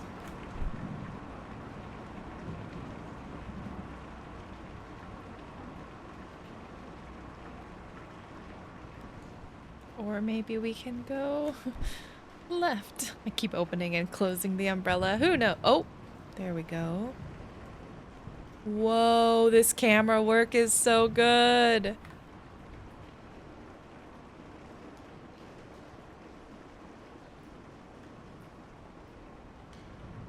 I can't go up into the home. I guess they must have gone through some papers here. It was in some disarray and a few folders were pulled out and left on the table. I mean, it wasn't too bad. I only noticed because Diana's such a stickler. She's real organized, I mean. Was anything... What folders were they looking at? Yeah, mostly stuff about the building site, I guess. They had a list of all the homes we relocated here, a list of original residences before we leveled the neighborhood. I guess they were looking for one of the old residents. They pulled out a list of the folks who didn't take the offer, folks who moved elsewhere, but they filed that back out of order. So I guess they didn't find what they were looking for there. Hey, while I have you here, work's kind of slowed down, and it seems like... I know you folks know what you're doing, but it seems like residents are just kind of settling in. Well, we'll get your boys back to work soon. Yeah, sure. I get you. You happen to get the last invoice? So James is part of a crew, again, working to relocate and, like, that seems like get people out of here. They not broke down, they tore down an entire neighborhood. But he's doing the dirty work of the museum staff and whoever's in charge of funding all of this. They're not even paying his invoices on time, it sounds like. Oh, a kid. I was playing in the empty cabin and they came by. They asked about Dr. Truman. I know where he went, but I didn't tell him. Oh. Did you talk about anything else? The lady asked me about my parents, and I told them they were upstairs in the greenhouse. Do you want to hear a weird story? Of course I do. The old man asked me about the cabin. He said it looked like another house he knew, and he wanted to know where it came from. I told him nobody lived there, so we went inside. It took a long time exploring. When he came back, he told me all about it. Where was the other house he knew? I don't remember. He seemed sad. Oh, was it the home he grew up in? He went upstairs and he also looked around at the other rooms. I played with the dog. What did he do upstairs? He looked in some boxes, also the transition, moving into the darkness. Ugh. He looked out the window. He could see the museum better than when he was downstairs. He could tell how it was all put together. And the cabin, too. He could see the shape of it better from up there. Now, the part that is weird. He said he went into the basement. That cabin doesn't have a basement. He said he found a staircase in a closet. Then he found a rope leading down a long pit, and he climbed down. Oh, surrounded by giant aphids. That's just such a strange answer. I kind of wanted to say that. But the aphids were friendly and led him to a secret garden. The garden was very beautiful. He felt so calm, he fell asleep. He woke up on the floor of the cabin, he came back outside, and we said goodbye, and I didn't talk to them anymore.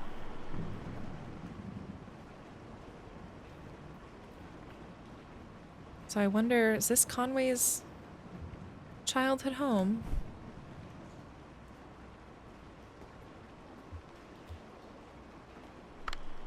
The moment I now recall most clearly from their short visit was the birdcage exhibit.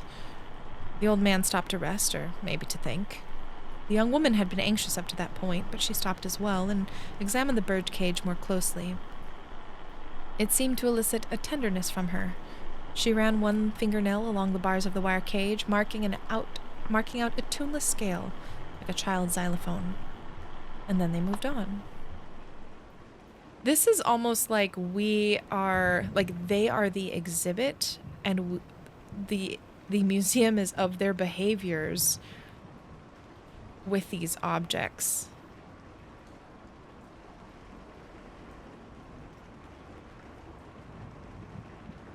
Okay, can we go any other directions? Is there anything sort of to the northwest here? Okay, it doesn't look like it. Anything to the south, then?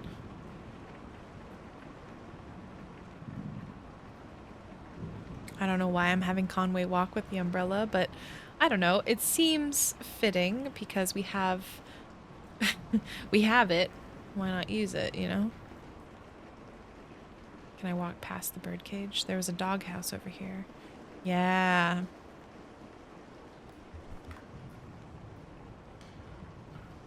Is that like a chicken coop?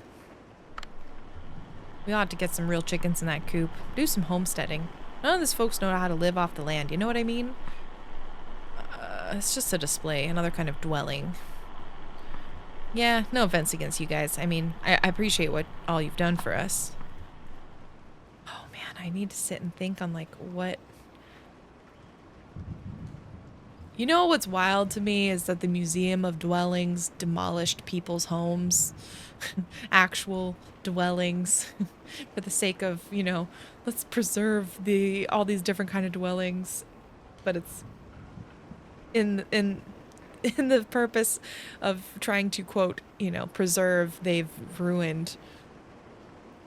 Which makes me think of the game Relooted, which is a game that's out I think now, or very shortly, all about reclaiming and what is it, sort of stealing back artifacts, or reclaiming, I guess, because, yeah, stolen artifacts from museums back to, you know, your people.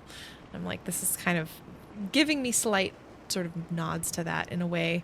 Not because that's what we're doing here, but just because that's sort of the extension of like, well, what do you do with these kind of museums? That dog was in nearly as bad shape as the old man, just sort of shrugging along. They found some treats in the doghouse exhibit, and that seemed to cheer him up. Good! Blue hasn't gotten a treat in a long time. We need to have at least one treat for Blue. I think you need to get some real horses in the stable. Did the strangers go in the stable? No, they just poked around a bit and talked about barns. They are pretty boring. That barn... That barn has this... It's got another sort of weird thing. Hold on. Let me turn off my face. Okay.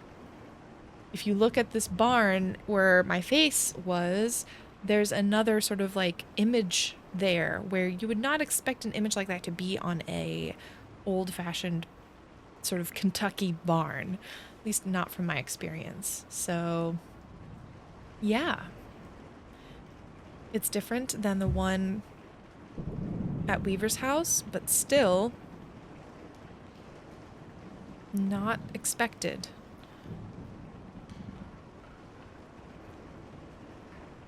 What's over here?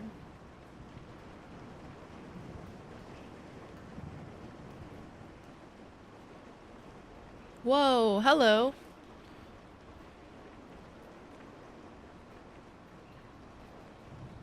Angle is a little hard to see. Wait, I can't talk to you. You don't want to talk to me? We've got instruments here, it looks like. Maybe a harmonica, a guitar. Sure, I talked to them for a bit. Actually, we talked for quite a while. I wasn't that busy. I was happy for the company. Can't sleep in a storm like that. I never could. Oh. Well, what'd you talk about? I had a bottle in my coat, and I could see the old guy was looking at it, and his leg was hurt pretty bad, so I offered him some. He got real awkward about it. I bet he's in a program. Anyway, they were asking about Dr. Truman. I remember him. He was here for a bit, and then he left. So, that's what I told them. Okay, so we also did get confirmation about Conway struggling with alcoholism.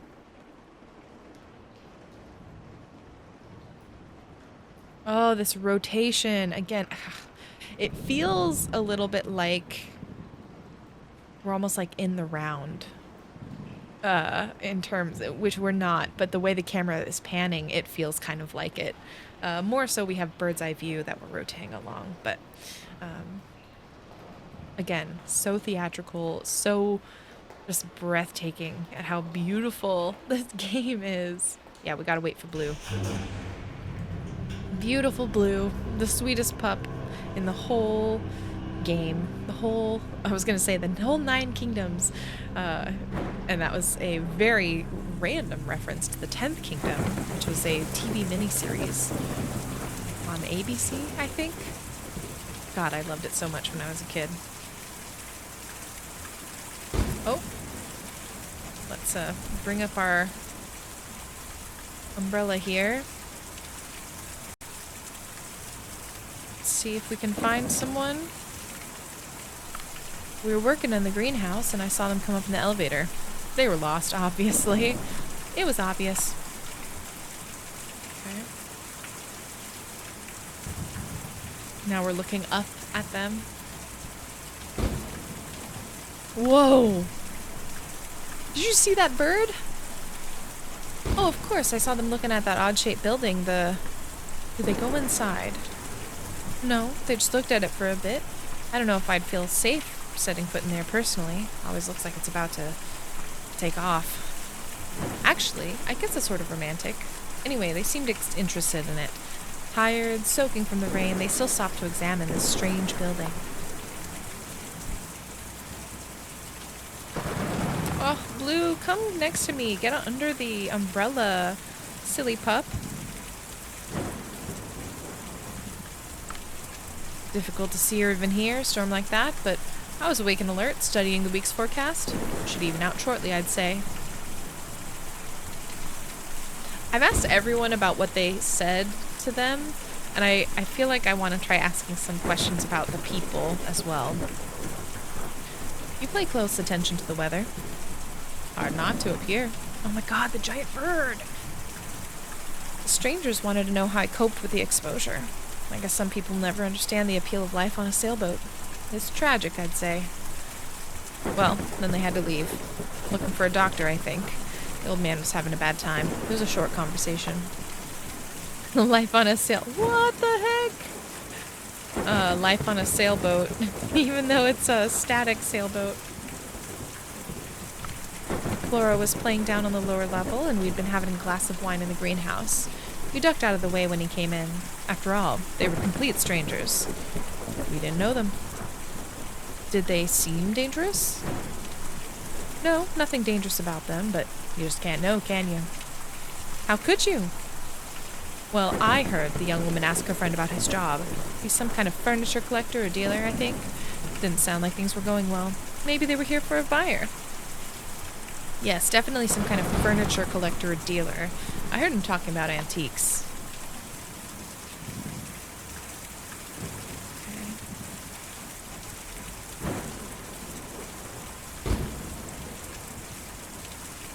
Okay. Can't see where my characters are.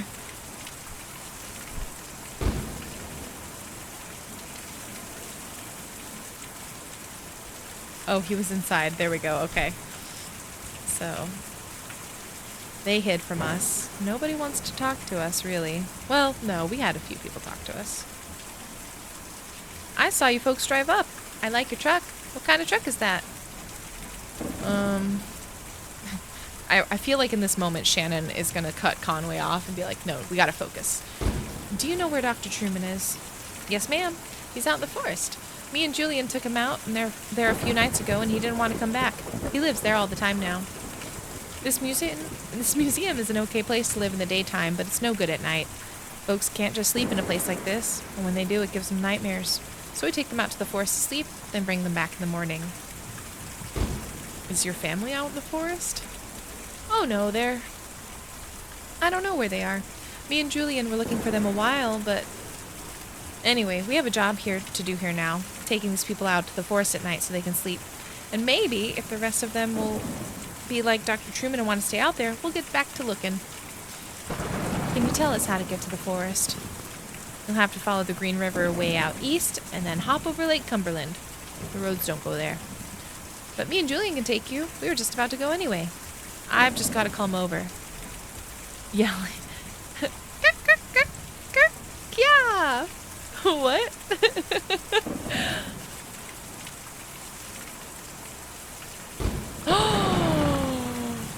Julian is an eagle?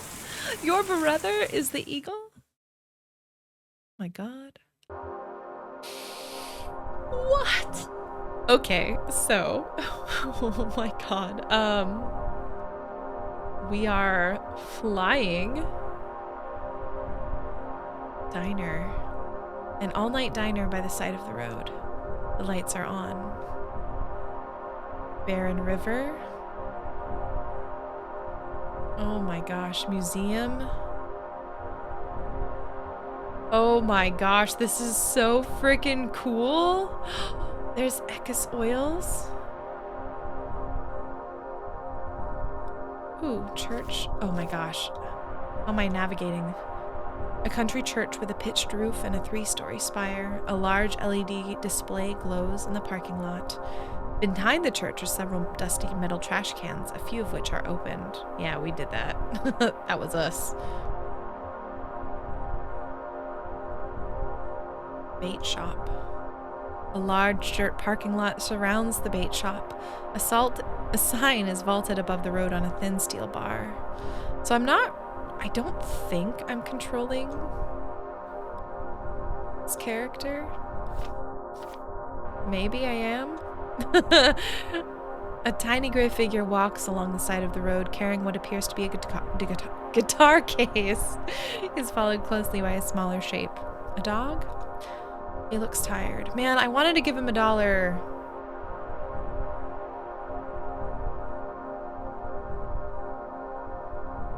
Okay, I think I am loosely controlling.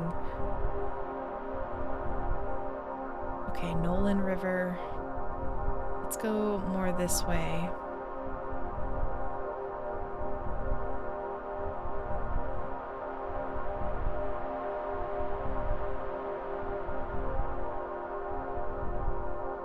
I want to try and explore just a little bit before we get on with the main story.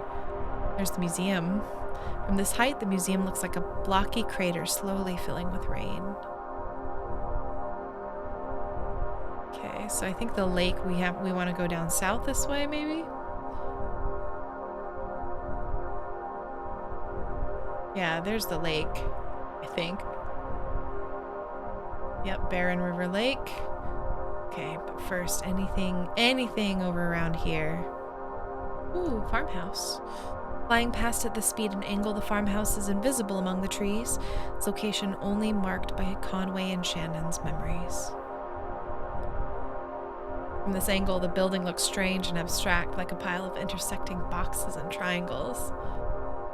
Okay, maybe we want to go this way? I forget which lake. Hold on, let's... observatory for the river? No. Green River. Was it Cumberland? Oh, I'm blanking.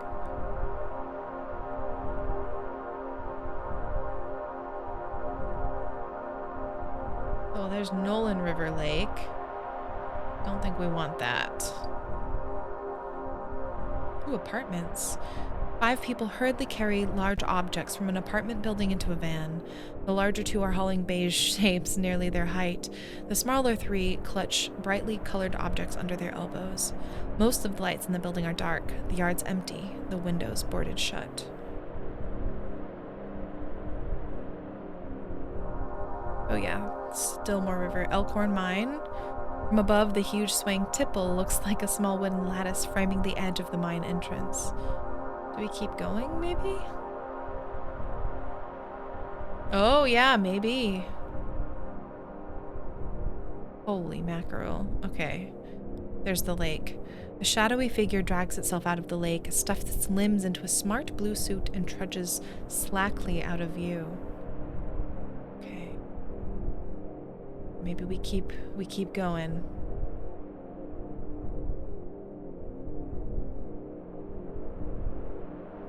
It's beyond the map of what the truck could drive, that's for sure.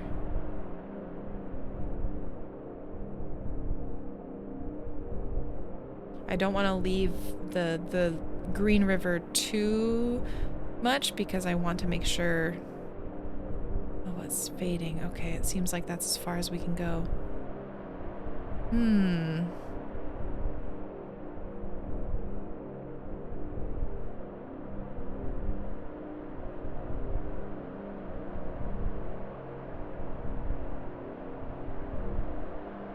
Oh, maybe we got something here? Lake Cumberland. Okay. Feel like we should be getting close. Uh-huh. There we go. That looks like a forest to me. Oh, yeah. Act 2, Scene 6. Still think about Act 2, Scene 2. A forest. I feel like I missed something there. That happened during Act 1, too. So I might, oh, that's so cool. I feel like maybe, oh my god, we're the kid. Ezra. There's my brother, Julian.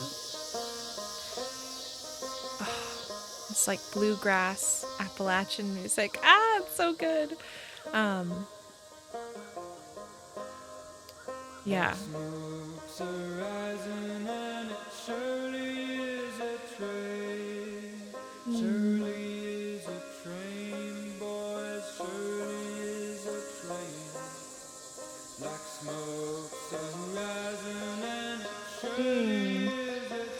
I am going to be listening to the soundtrack in my spare time,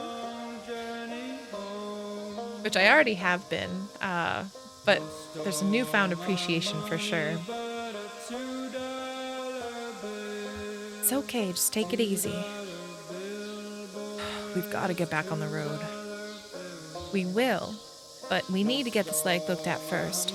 Right now, you're in no condition to haul anything out of that truck, even if we do find Dogwood Drive. Why is why is this delivery so important to you? It's my last delivery. Oh, you're retiring or something, or sorry. Lisette's closing up the shop. That's a damn. Huh. How'd you come to be with these people? Oh, we're talking to Blue. I bet you were pretty wild when you were younger. When I'm old like you, I'll still be wild. Said with the confidence and oh, the confidence of youth.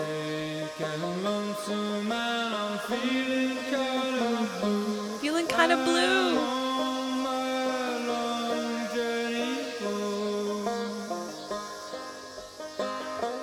On my long journey home.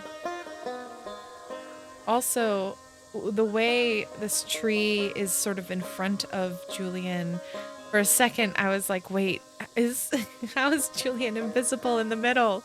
But I think it's just the tree sort of that in the foreground, along with this tree that's in the foreground, and then other trees in the background.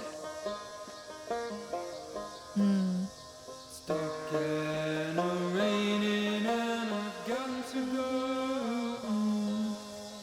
There's a guy looking in.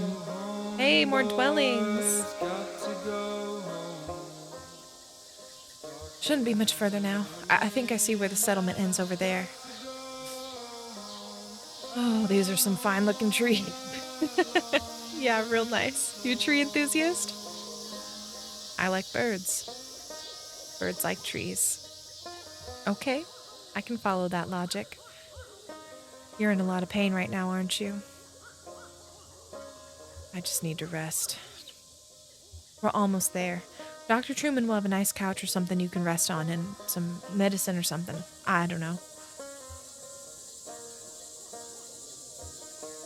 Have you ever been over to the lake, Blue? I went there once with my folks. Got in trouble for swimming too far. The way that they... Oh, the... God, this is so cool. The way we keep like running and we see and we come across like it's a timeline. So we're not just running the distance, we're running forward in time and seeing these characters through the trees is so cool. Do you have any family you're close with? Brother or sister? Kids? I have a brother, but I wouldn't say we're close. What does he do? Some kind of banker. Kind of a jerk sometimes. Yeah, I know the type. Never talked to him? Nah, I burned that bridge pretty bad. Who knows? I guess I was always closest with Weaver, as close as someone can be with a girl like that. She was always on her own wavelength, but we were the same age growing up, and everyone else was so busy. When she disappeared, I got pretty angry, and I guess I just stayed that way. I never really understood her, but I knew her. It's lonely without someone like that around. Sorry. You're a good listener.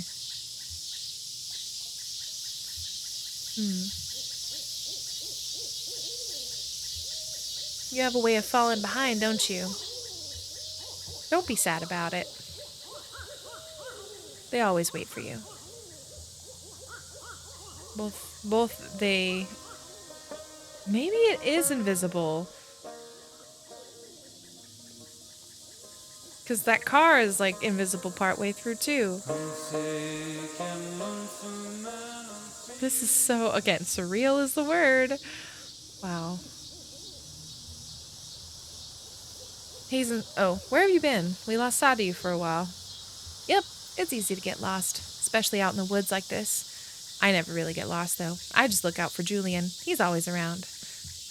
Makes me think of there's a line in the musical Into the Woods, which is not at all the same theme or like setting as this game. Into the Woods is sort of a mashup of common fairy tales from Europe, um, like Little Red Riding Hood, Cinderella. There's sort of farmer and his wife wanting a kid, generic kind of fairy tale.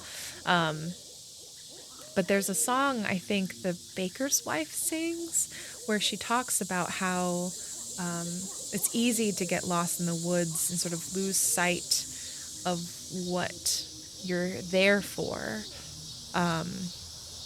It's easy to become other people, other things in the woods and lose yourself. And this wood feels a little bit like that. Like, in the lightest sense, we have, we're not going on our original journey right now. We have this new quest of trying to just get Conway healed. And we're in this sort of like even more liminal space than the liminal spaces we've been in this game. So that's just what being lost in this wood is making me think about.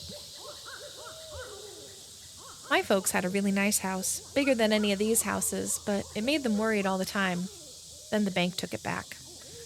We had to sleep at the bus station, but I could never get to sleep, so I just went to fly around every night with Julian. We flew really far and we never got lost, but when we came back in the morning, they were all gone. They just left you? I don't think so. All our stuff was still there. Maybe they got lost somewhere. Let's go see what's on TV. This poor kid. So matter of fact about it. Oh my god, the panning. The panning!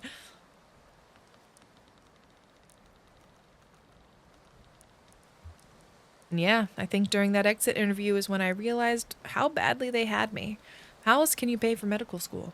I have college friends with debts that you can't expect to pay back unless you're planning on selling painkillers on the side or something. Or, some kind of administrative thing. Again, another example of sort of debt coming in. We've got the bank foreclosing houses. We've got Dr. Truman talking about school.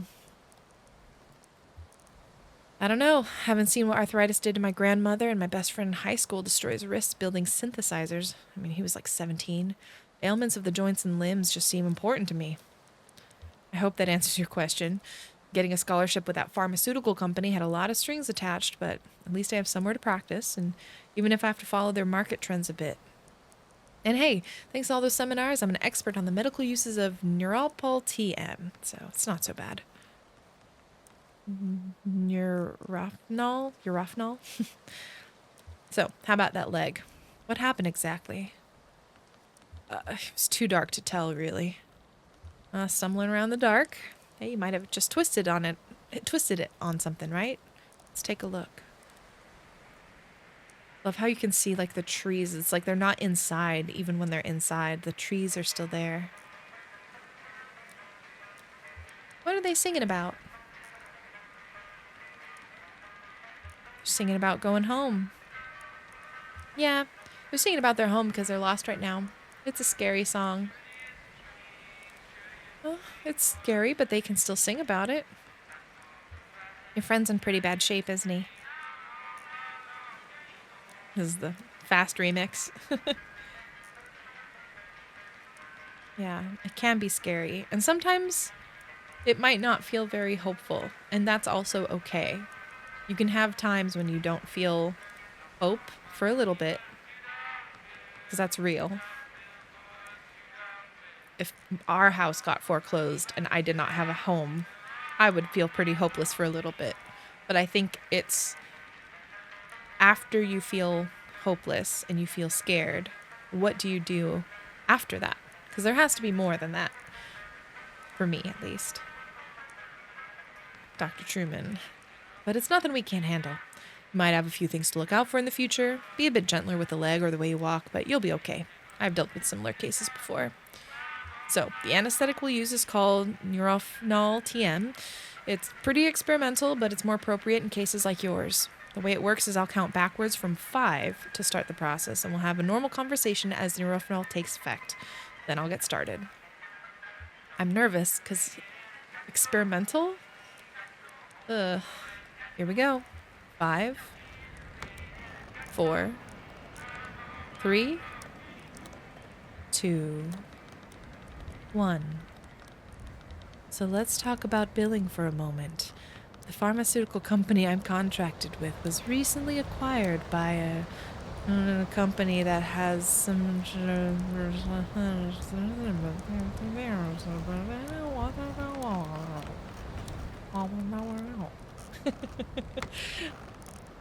All right. Looks like the medicine's working. I sincerely hope there are no side effects and that Conway is actually okay.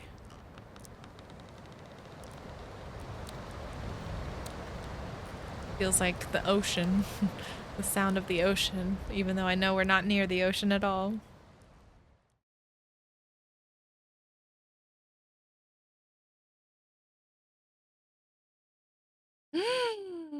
End of Act 2.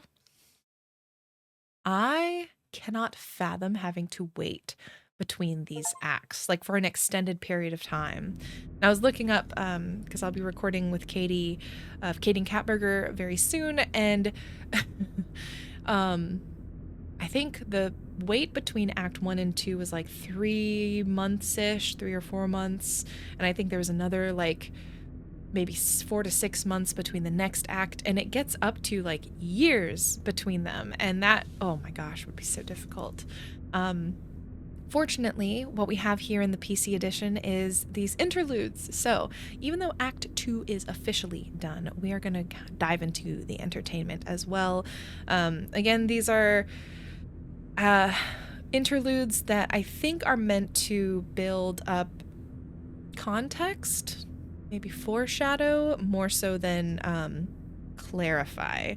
So we might be confused as to what's going on. I was confused with the Lula Chamberlain one that we got last time, and that, man, I almost wish I should go back to it now that I know who Lula is, and maybe that can illuminate some of the stuff. But anyways, so let's go into the entertainment. Makes me think of the entertainer. Do do do do do do do do. Da, da, da, da, da, da, da, da, da. But that's not what this is. This is the entertainment, not the entertainer.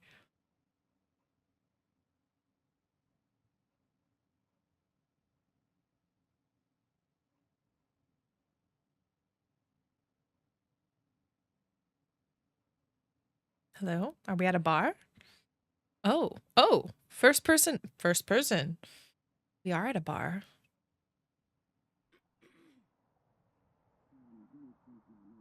Too GD hot.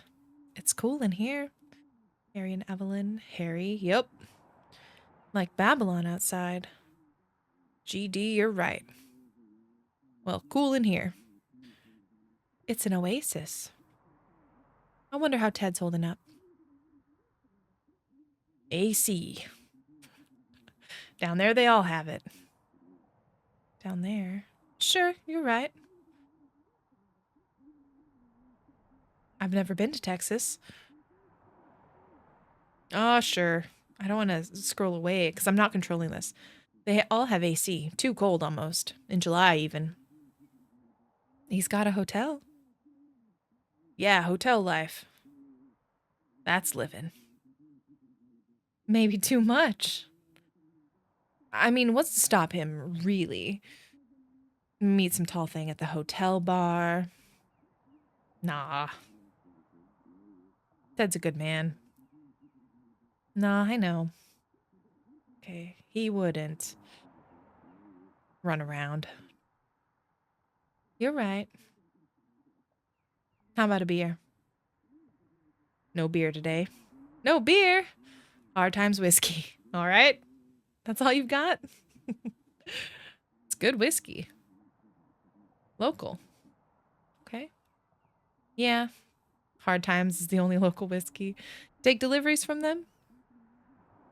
Sure. Oh, you ever see one of them? You ever see one of them? Oh, wait, what? At a table with two glasses, one empty. Examines empty glass. Examines full glass. What? Looks at ashtray.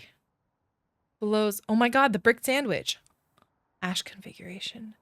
Barfly coughs, wipe nose with sleeve. At length inspects sleeve. Barfly remembers something trivial about the prior evening. Looks up suddenly. The boys from Hard Times? Whoa! What? I heard they're strange. They work hard. They make a good whiskey. Who are we to judge? Sure, who are we? No one of consequence. What's all this bread for? Sandwiches. Rain's law. Is that the law that I was mentioning earlier? The old ones went bad while you were on vacation? You have a good time while sandwiches rotted? Oh, you know me. Couldn't shut it off. 7 days on a beach, and all I could think was work. You know, the new kitchen, maybe hire a hostess. You know, looks left. Phew, right. Skims newspaper. Article about cross country travel by hot air balloon. Visualizes hot air balloon launch. Forgets.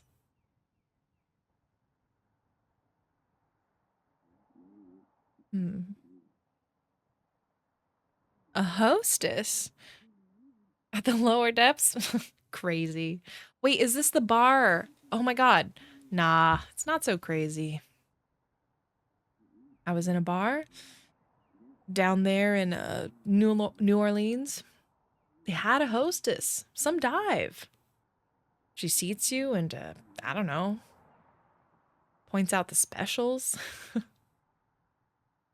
Could have specials every night in here. Act 1 sound cues. Sound 1 distant highway. Sound 2 drone number 1. Sound 3 glasses clinking. Sound 4 car passing by.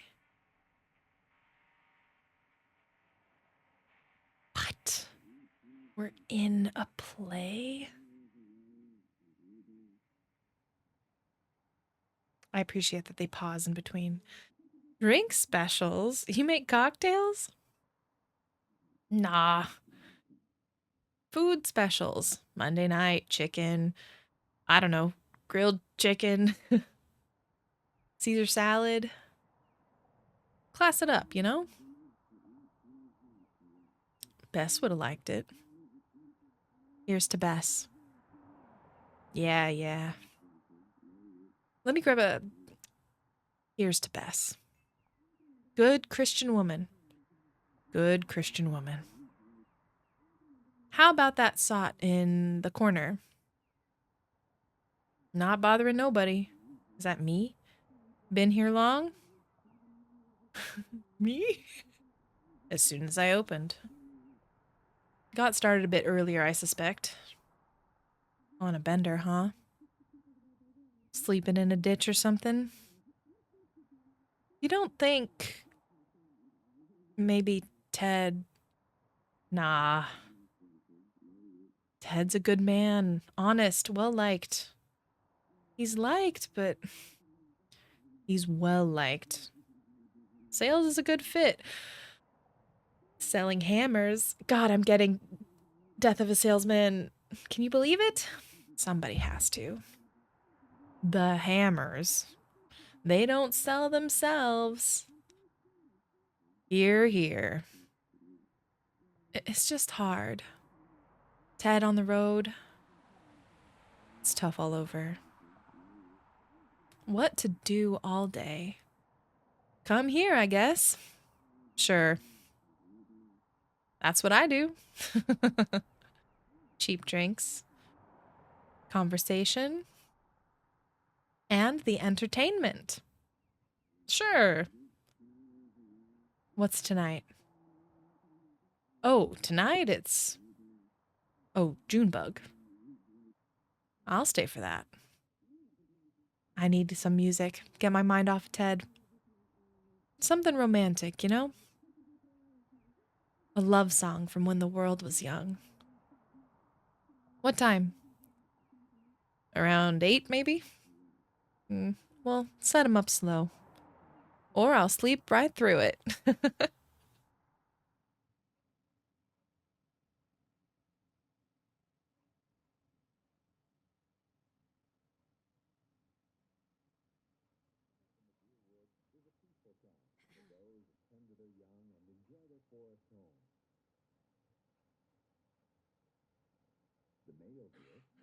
Oh, put it back on that.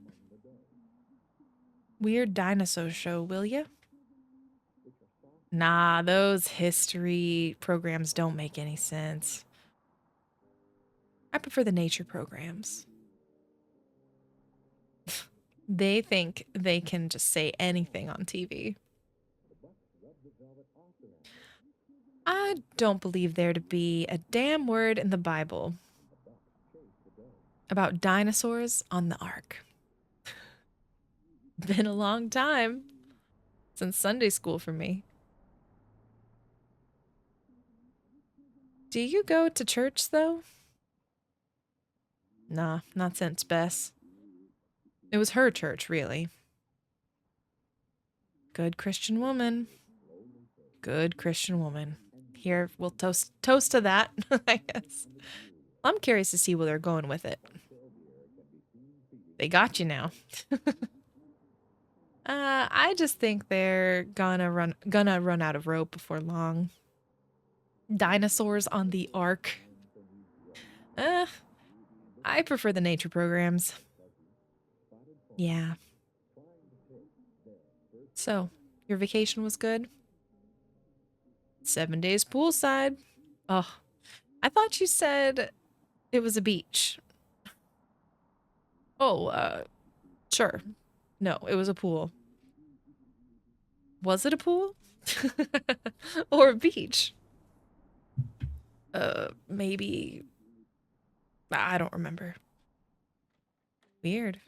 Why are you lying about your vacation, Harry? You think I'm making this up? Oh, excuse me. Oh, no, Oh, hi, Harry. Pearl. Are the old folks here? Just me and Evelyn. All morning. Hi, Evelyn. Hmm.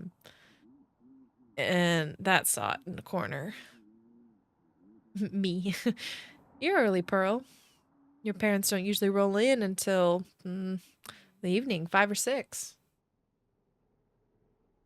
Everything all right? Oh, sure. Thanks. We just have some stuff to talk about. Well, post up here. Let's watch this weird dinosaur show. I'll stand you a drink.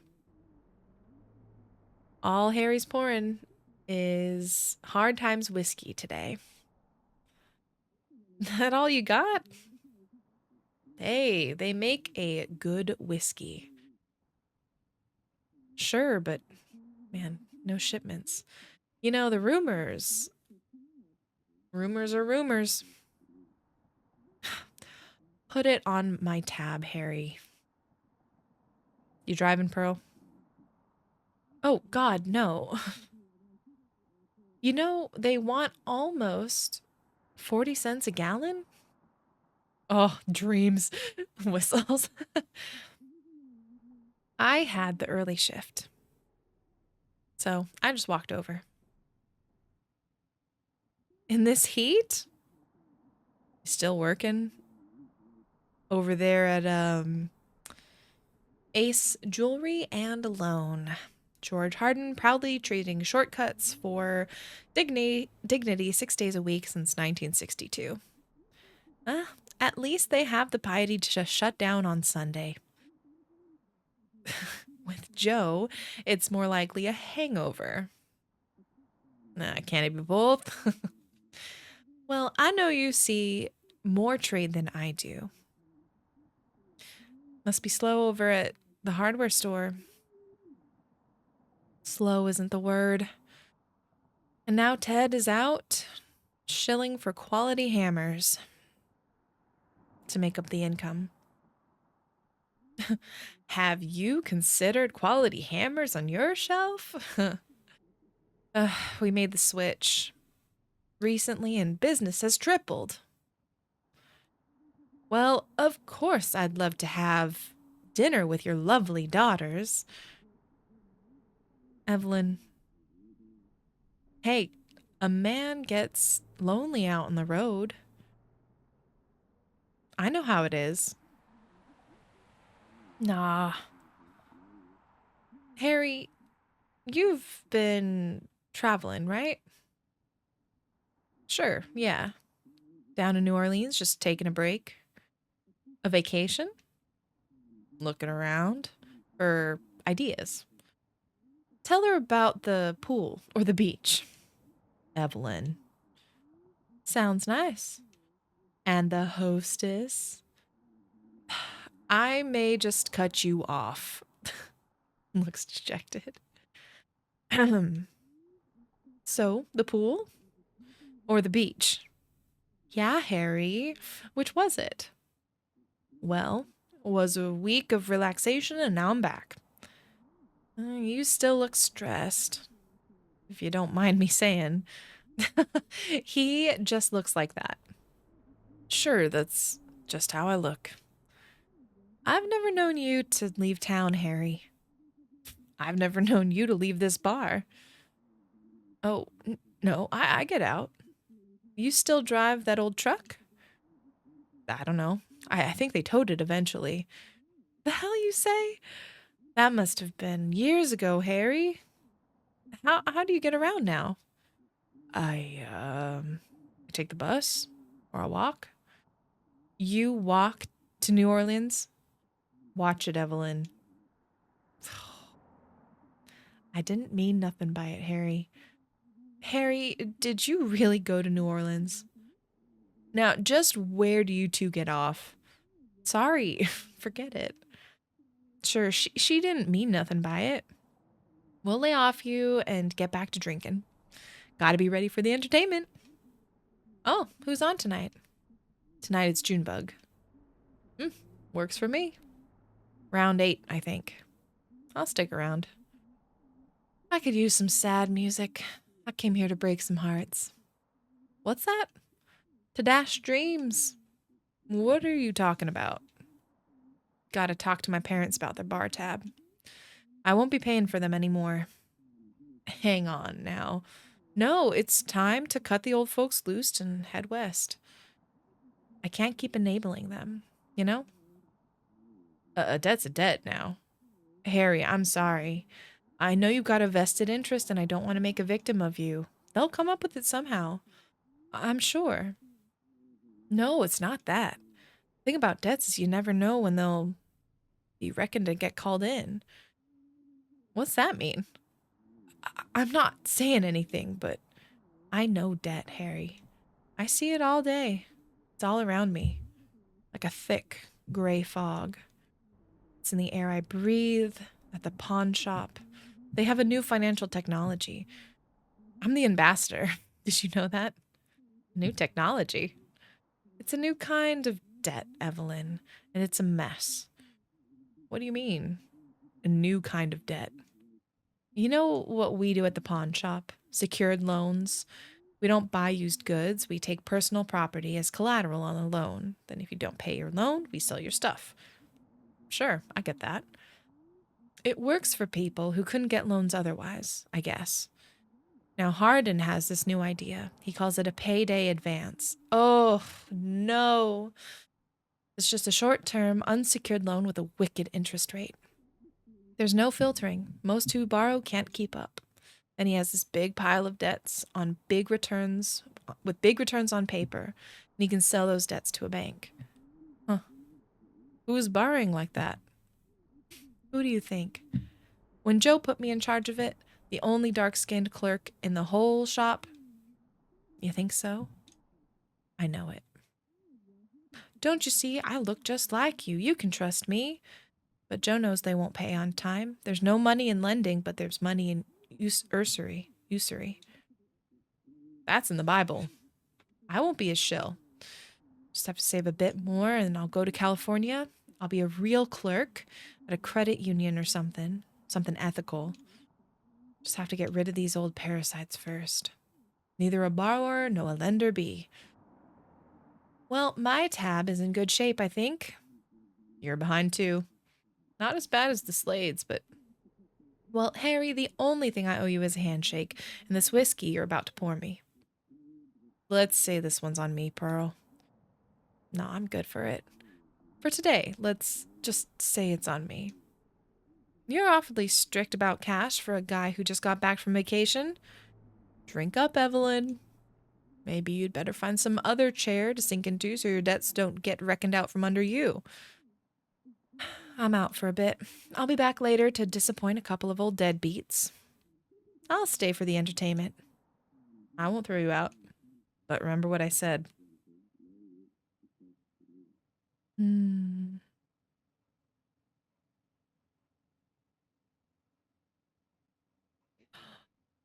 Is that end scene?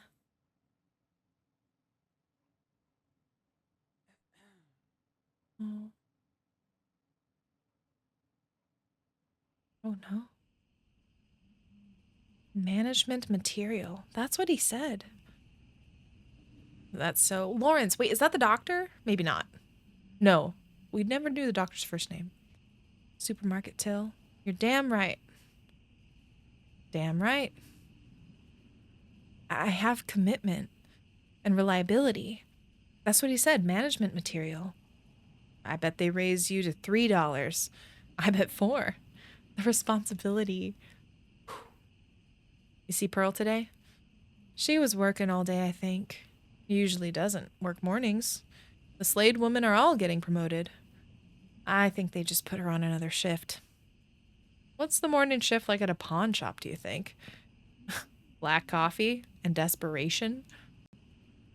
Let's celebrate. Harry, another round. We're celebrating 2 promotions in the family. Talk to Pearl today? She worked all day. She was here earlier, looking for you two. Oh, these are her parents. Okay, all right. Why don't you just pace yourselves till you talk to her? We're celebrating. Pace yourselves or pay your bill. Why are you so stuck on a bill all of a sudden? Are you sunstruck? Sure. You know, it's twice as bright when you get the ocean and the pool both reflecting at you. Evelyn. Evelyn's being such a jackass. You catch sight of any alligators? Sure, it was gators everywhere. A swamp. Big sandy swamp with a pool and a hostess. What's that? Set 'em up, Harry. Junebug'll be here any minute. We want to be receptive. All right, but I keep track. There'll be a reckoning. You folks hear about the reckoning? First I've heard. What's up, Harry? Short on your bills? Let the books get away from you? Ooh, ooh, ooh, ooh. That's an ignorant thing to say. Been doing my books for 10 years, keeping this place alive all on my own, ever since Bess. I'll just let you run up that tab until you drink yourselves underground. Nah, he didn't mean nothing by it, Harry. Yeah, Harry, you only know I'm joking. Sure, yeah, I know. I know you're joking. All right, let's drink. I better slow down. Hard times whiskey comes on strong. Don't want to end up like that boiled owl in the corner. Man, that's me. I hear they have some secret ingredients, secret process or something. Something in the wood they age it in. Yeah, something strange in that wood. Drink up, Larry. Don't call me Larry. Sounds like an old man. All right, Silver Fox. Now you. I'll let it slide. Another? Well, I don't get paid until Friday, and I haven't seen Pearl all day. She can pick it up when she comes back. Don't count on it. What the hell kind of thing to say is that? Our own daughter. Generosities of limits. I don't know what she said, but the Slades are good for it. This family can take care of our own. Sure, we'll get it straightened out when she comes back. Better get here soon or she'll miss the entertainment. Shouldn't Junebug be here now, Harry?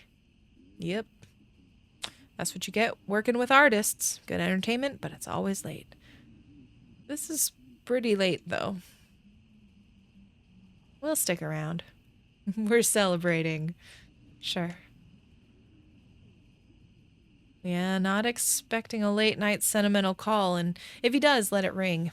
The philanderer. Last drink, Evelyn? One more, Harry. I just want to hear some music. Well, she better show up soon.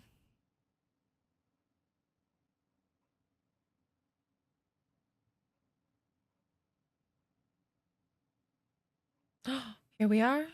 This is Pearl.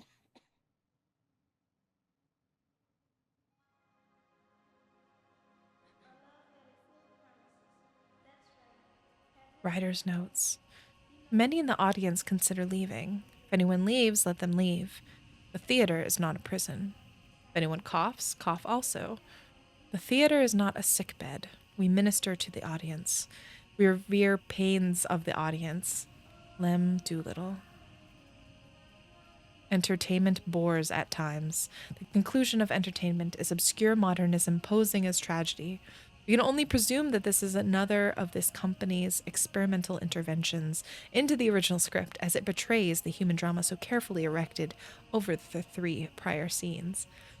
Lula Chamberlain's upset is unrealistic with a handful of confident lighting cues. The dialogue has an easy facility for barroom banter, but a disconcerting habit of settling into familiar grooves. An uneven but decent production. Nathan Masters, Lexington Herald.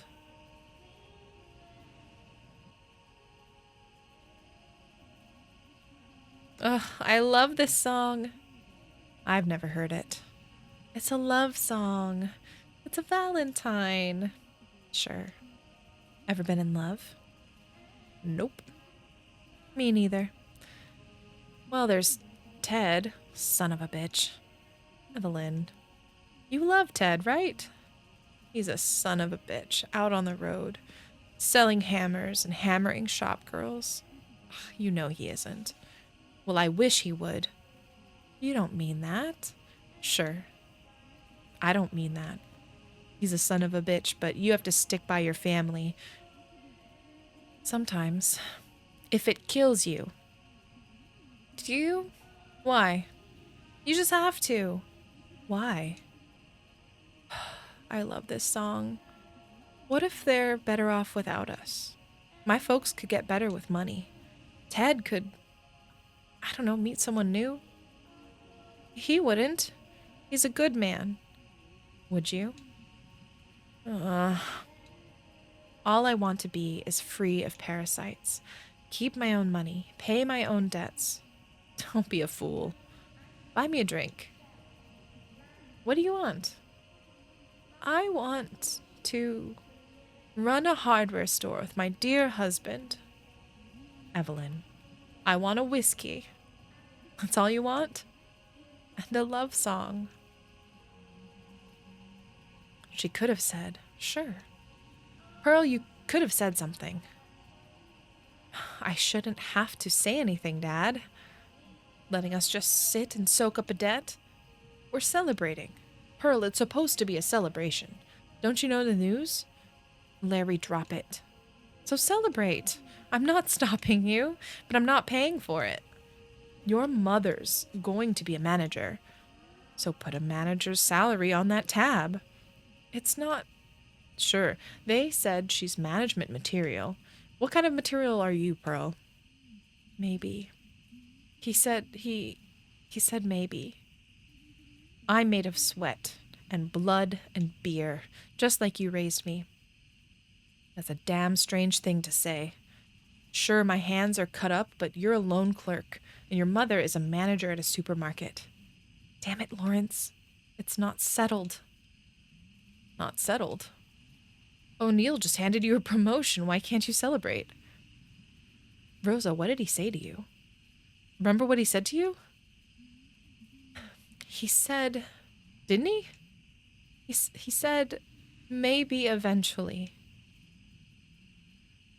Maybe eventually? Maybe eventually.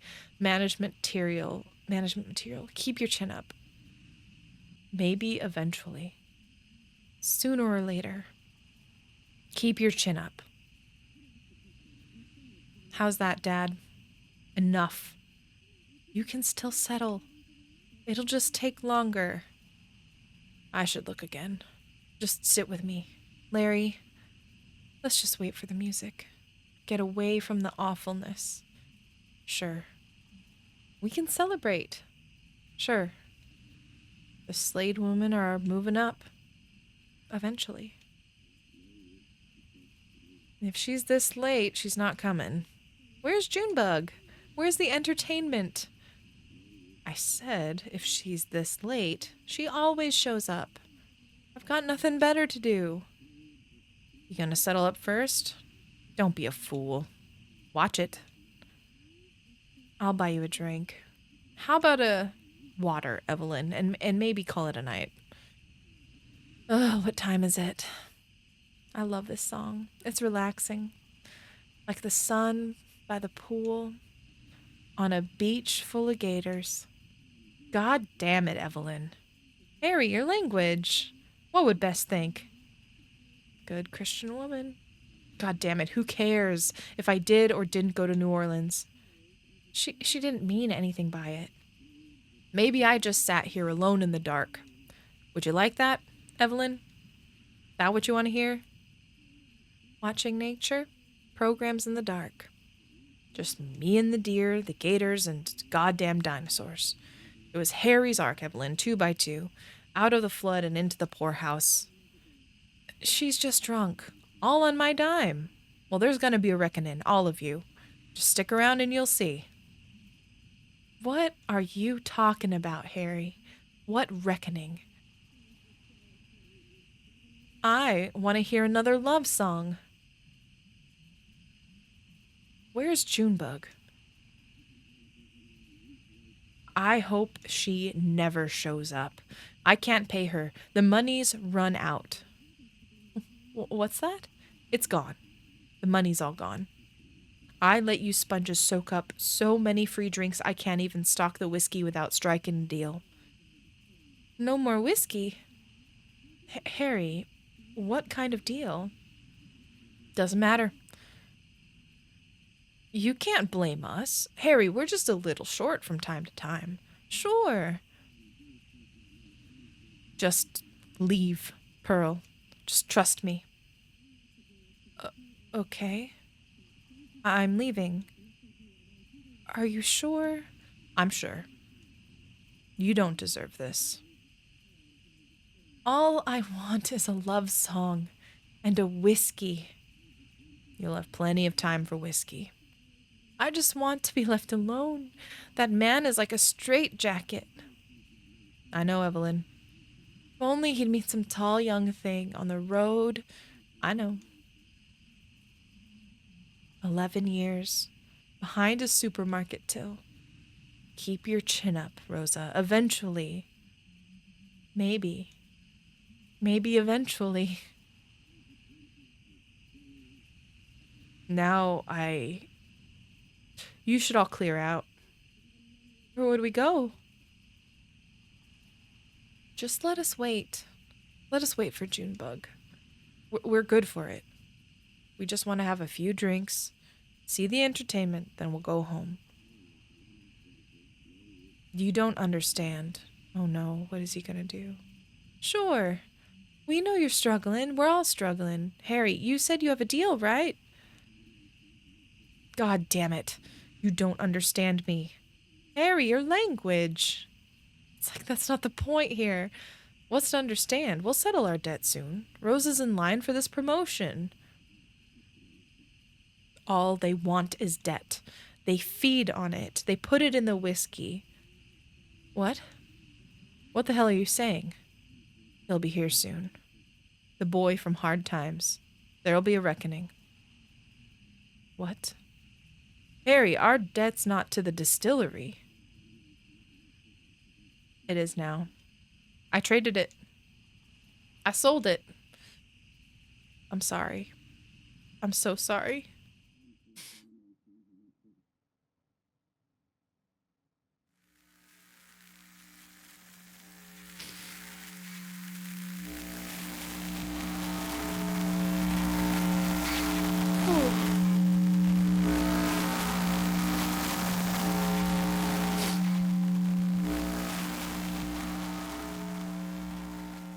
Oh my god.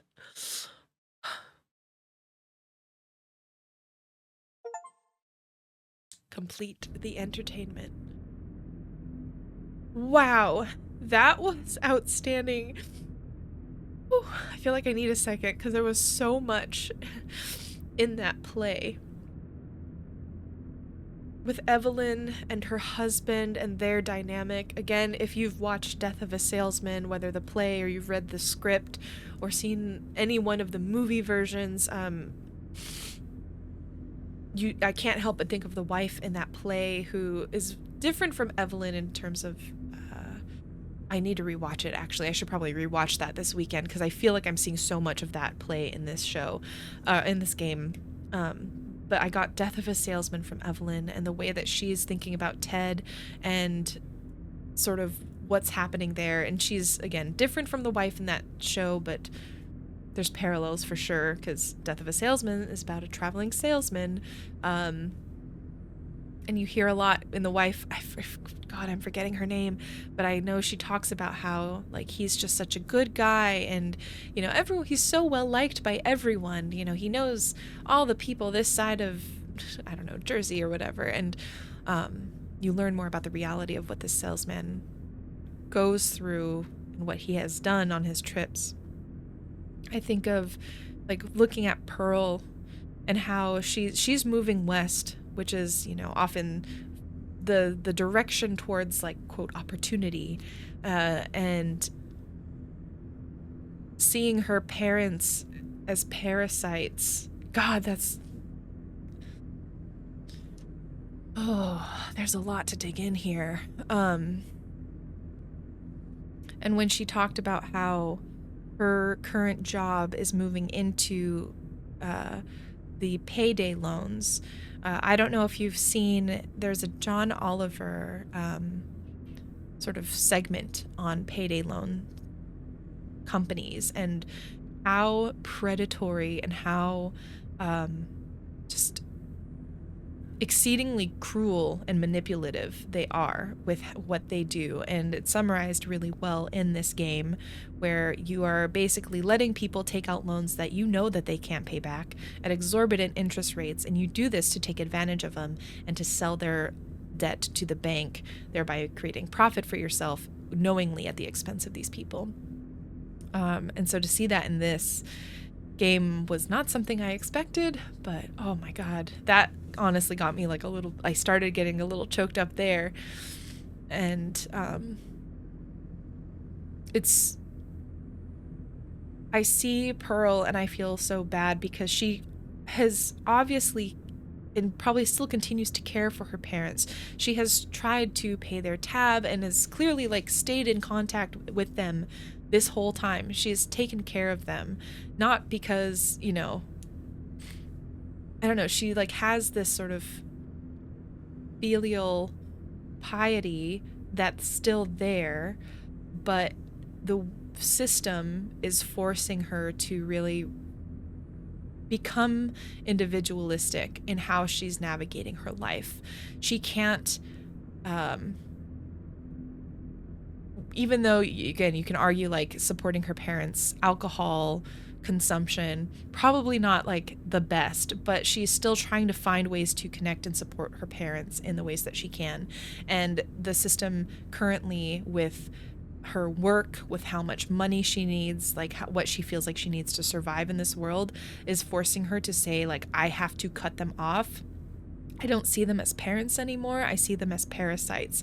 And again, I'm seeing all this right now and I'm just sort of reacting just from a gut level, but I will definitely be writing in about this and taking some notes for myself because there's just God, that interlude should be a play.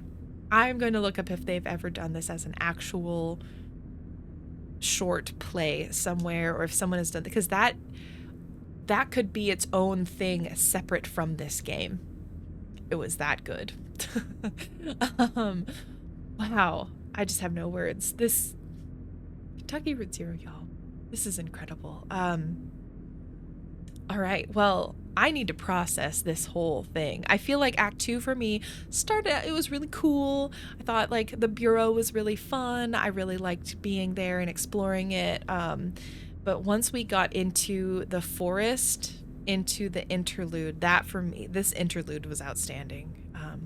So yeah, I cannot wait till Act 3. As you can see, that is queued up. It's coming up next. And I should have the episode with Katie discussing this game. We had to reschedule. We'll be recording it and a little bit later because of some stuff that's going on. I honestly, I've had a really hard month. Basically, a friend passed away and then my cat passed away. So I'm just sharing that simply because things have been really off with my schedule and my ability to concentrate on getting things out in a timely manner. So this is probably not even going to get out until much later. So apologies, I guess, in advance, but also belated because I'm posting this.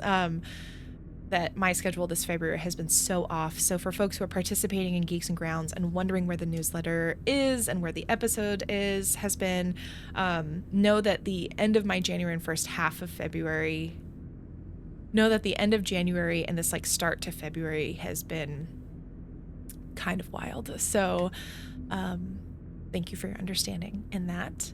And yeah, episodes are wonky because I have had some recorded that haven't been edited, and I have ones that I'm recording late and I am going to be editing late, and yeah. So all that's to say, thank you for your patience if you are watching all of this and hearing all of this. And I will definitely be excited to continue on this journey. I freaking loved being in the Zero. That was so cool. And yeah.